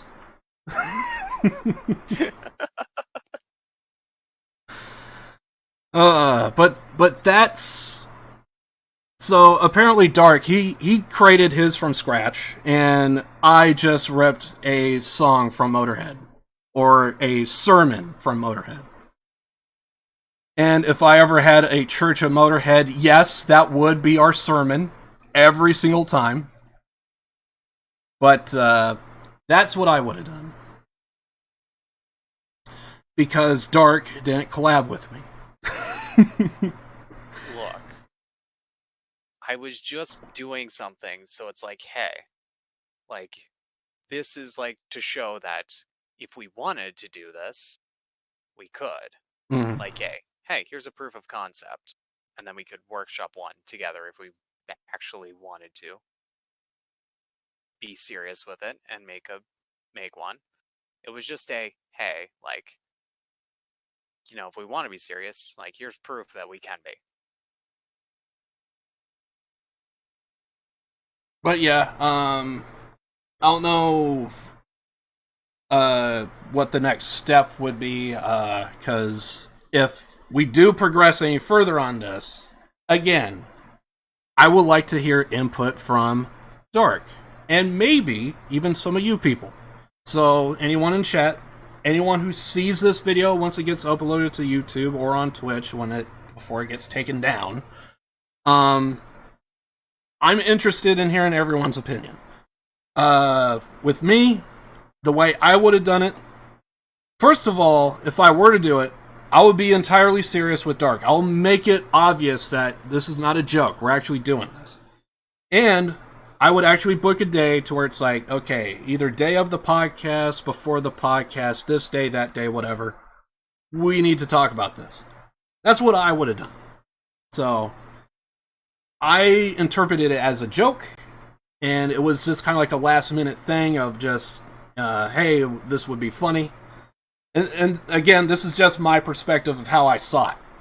Legitimately. This is no joke, gloves off. You know, this is legitimately how I saw it. I know before I was like overreacting and all that shit, but you know, whatever. But seriously, like how I would have done it if I was serious, I would talk to Dark. I would, again, book a day, collab together. When it was proposed, we just finished a podcast and we haven't spoken to each other since until today. Till just now doing this podcast. So when I heard Dark say, hey, it would be fun if we actually did a song, because if I remember correctly, and anyone can correct me if I'm wrong, but Dark did do a thing. I think it was the do thing. That whole bit, like that was Dark. He just kind of did it at the end of the podcast, and it was like, okay, he's just having a little bit of fun. I'll let him roll with it, see where it goes. And I thought it was going to end there. And you document, that's where it went. Uh-huh. And then all of a sudden, like 3-4 hours later, after the podcast, I get a document saying, hey, here's this bit. And then I'm like, oh shit. He was actually serious? And, well, and then as a joke, I actually did post in Discord my guitar solo. And then when I saw that document, I sent him back the, what I posted in my Discord. And you could, I don't know if the, timestamps are still up on the, on those, like Dark could verify if he scrolls back to when he got the thing and then scroll back in my in my Discord, he would see. I sent it to my Discord first, and then gave it to him in DM. But yeah, the guitar solo is in my Discord, if you're wondering what guitar solo I'm talking about. But yeah, I legitimately in high school actually did take up guitar. I have 2 guitars, one acoustic, which if I were to grab a guitar, that's the one I'm going to go with. And then I do have an electric guitar. I broke 3 to 4 strings on it, and I forgot where I put my other guitar strings. So I'm gonna be playing from 2 strings from here on out. We'll make it work. So we'll do that. But yeah, I actually do have a couple of guitars. I'm shit when it comes to playing. So if you're thinking, oh, hey, maybe Liv should do a guitar stream. I don't do guitar streams because I'm not good on the guitar. Otherwise, I would be doing that and not playing video games. I just do Guitar Hero. Is that really playing guitar? Yes. You can't see it, but I'm shaking my head no as I'm saying that. Yes. Sarcasm! I love it. But yeah, I actually did legitimately take up guitar, and I thought I was cool with the one guitar, and I think it was I legitimately thought about doing guitar once. Really? Oh yeah, I legitimately thought about it, and I never did it. Well, that's kind of how it was for most of my life, and then all of a sudden I was in a position to where I could get extra credit if I took up guitar lessons, so I did it. And I did, and it never really progressed. And I was basically still at beginner mode when I left that class. So I was still, like, learning the basics. If I did progress, the teacher would have bumped me up in a more advanced. But for now, it was, then, I mean, it just never really went anywhere. I was just never really good at rhythm stuff, so. But it was a thing. I just never was in a position. I may have brought it up on stream one time. If Josh, if you remember when I did my GTA 3 stream and I was talking about the radio from other GTAs and we came across the Time Ranger, I may have talked about playing guitar then. If I did, it would have been then. Otherwise, I never talked about it on stream, ever. Because I'm garbage at it, and that's the reason why I never talk about it. But I do have the guitar. I could try. I could come up with something. And that guitar solo that I posted in Discord is like legitimately the only good thing that I ever did guitar-wise. So, and if anyone thinks that that's good, I hate to hear what they think is terrible. Yeah, I feel that. So, but it was the best I can do, and I remember after recording that, I played it back and I was like, wait, that actually legitimately sounds somewhat decent. And then on the whim, I was like, let's see if we can mimic it. I never was able to duplicate it. Somehow I caught lightning in a bottle. For me, for my standard, for what I could do is good or decent. And I did that, and that was the best I could do. And I'm still proud of it because I will admit it's garbage. I will admit it's trash. But hey, it's my trash. Okay? No one else could touch it. Okay? I'm just saying. And if anyone uses it, I want credit because I did it. Okay? But still, anyway. But yeah, I actually did take up guitar, so again, just kind of as a joke, hey, what if we use this? And that's what I did. And to that guitar solo, I actually have a minor song to it.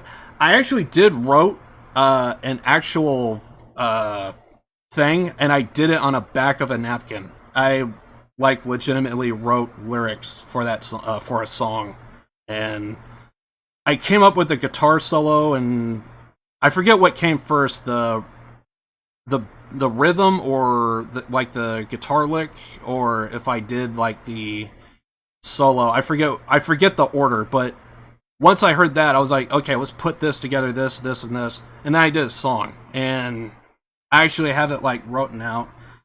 I don't know where all that crap is, but I actually did it, and I never actually, like, overlapped the song. Like, I never got, like, here's the rhythm guitar.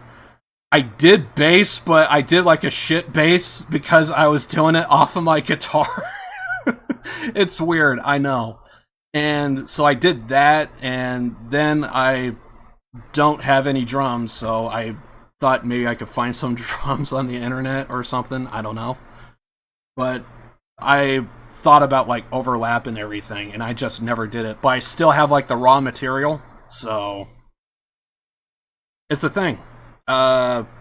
If anyone is, like, legitimately curious about, like, all the songs I have, it's all on an external hard drive. I just need, like, a couple of minutes just to pull everything up, and I could easily get all of that.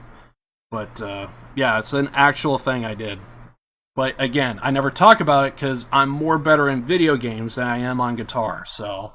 And I'm not a professional in gaming, so... If I'm not a professional with that, and if I'm better as a gamer than I am as a guitarist, that should point out why I don't talk about it that much. But anyway. But yeah, little bit of information on what you know about Live to Win. Sorry for going off there, but yeah. I don't know if anyone else has anything to say. I kind of feel like I've just been rambling here for what feels like hours. Oh, we're at 3 hours, so... Don't worry, this is our second podcast in a row to where we went over 3. Holy shit, did we go over 3 last time? Hey, I remember you did. We don't have enough content to do it weekly, but we do freaking long ass streams. I know, right? Not that we'll do it weekly. I kind of like not having something. I much prefer sticking it to. Yeah, sticking to every other. I think I want to say this now. Next podcast that I do, I legitimately want to go 1 hour and 30 minutes. Just call it there. Oh, that's a daydream, Liv. That is a daydream. We never pull it off. We never did. Because it takes we honestly, our clips segment takes half an hour. It does, actually. It really does. But we do, you know, but people like that. It is entertaining. Honestly, I think our best segment is the clips. To be honest, in my opinion, the one time to where I would say the clips did not overshine the content between me and Dark, and this is me personally, legitimately, was the stream to where I played Halo and he played Yakuza. Oh my god, I love that one so much. And I think Dark could even agree that was probably our best podcast. That was a good one, yeah. I love everything about it. I legitimately do. I would go back and watch it in a heartbeat because I personally think it was that good. Because I am legit curious to hear what Dark has to say about Yakuza. Dark is legitimately curious of what I have to say about Halo. And like there was I was excited just to hit like going live, and it was just a awesome freaking moment, and it was just a great podcast all around, and I just freaking love it. I actually don't even remember anything else other than that from the podcast. It was great. So but yeah, there's nothing else that I wanted to add, so I guess we kind of move on, I guess. Yeah. So Dark doesn't really have anything else stream-wise. I've thought it over. I have a game I have planned to play. I just gotta find my Steam and point it out. I think it was since I can't play Halo, I decided I was gonna play this game. I have it in my library and I just never got around to do it. Yeah, that's it, but I want to see the full title of it. Because it comes from a series, and I wanted to play the series. It's not Terraria. But it's Danganronpa, it's Danganronpa Trigger Happy Havoc. That's the one I'm going to be playing first. It's supposed to be part of a series. It's kind of like a graphic novel, but it's voice acted. So I thought that would be kind of fun. I think that's going to be the game I'm going to go with until something else comes up. Because I'm going to stop cold on anything if it's if and when I get Tony Hawk. It's coming out in September, so whenever that... I may not get it on release, but at some point I would like to get... at some point I would love to get the new Tony Hawk game. Isn't that a detective game? I think it is, actually. I think it is. Yeah, I think it's like a graphic novel with voice acting, and it's kind of like a murder mystery kind of type of thing, so... I heard it's kind of funny, so I'm kind of going in for the comedy. And plus it will be something kind of different. I never really did graphic novels before. Like, ever. I'm trying to think of like what would be considered a graphic novel that I actually played. And I'm drawing a blank. To some degree, you can maybe say like Yakuza when it comes to like the side stuff. But, you know. Anyway. But yeah. Danganronpa is going to be the new game I'm going to be diving into. I'm going to do that on Wednesday. At least that's the game plan. I would... Now that I don't have a... I now know that I don't have a data cap on my internet. Do anticipate me to sporadically, just kind of whenever I want to, do a stream. But I'm gonna try my best. Wednesday, Saturday, Sunday is definitely gonna be a podcast, or not a podcast, a stream. Sorry, a stream. Every Wednesday, Saturday, Sunday. I'm gonna try and stick to that. But on a Monday or a Tuesday, Thursday or Friday, I might sporadically just do a stream for the fun of it. What I play, what I do varies, but Saturday, Sunday, I'm gonna try and make like a guarantee stream. I would like to keep that going. It is what it is. And in terms of tomorrow, I've been separated from Yakuza for too long. I'm doing it. We're doing Yakuza 0 tomorrow. Tonight, I guess I'll be hanging out with Dark, and we might take a shot at trying to do some Halo, maybe. Because if we're gonna do that, we might as well do it now. Yeah, might as well see if it's possible. Yeah. But I don't know what's gonna happen, so we'll see what happens there.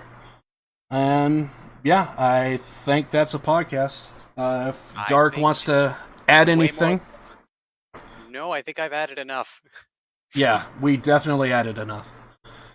Alright guys, stream's gonna go down for a little bit, and it will come back up. I'll probably be having some music going, and we'll just go from there. So, see you guys in a little bit. Shouldn't take too long, and yeah, so we'll go ahead and do it. Right. Bye everyone.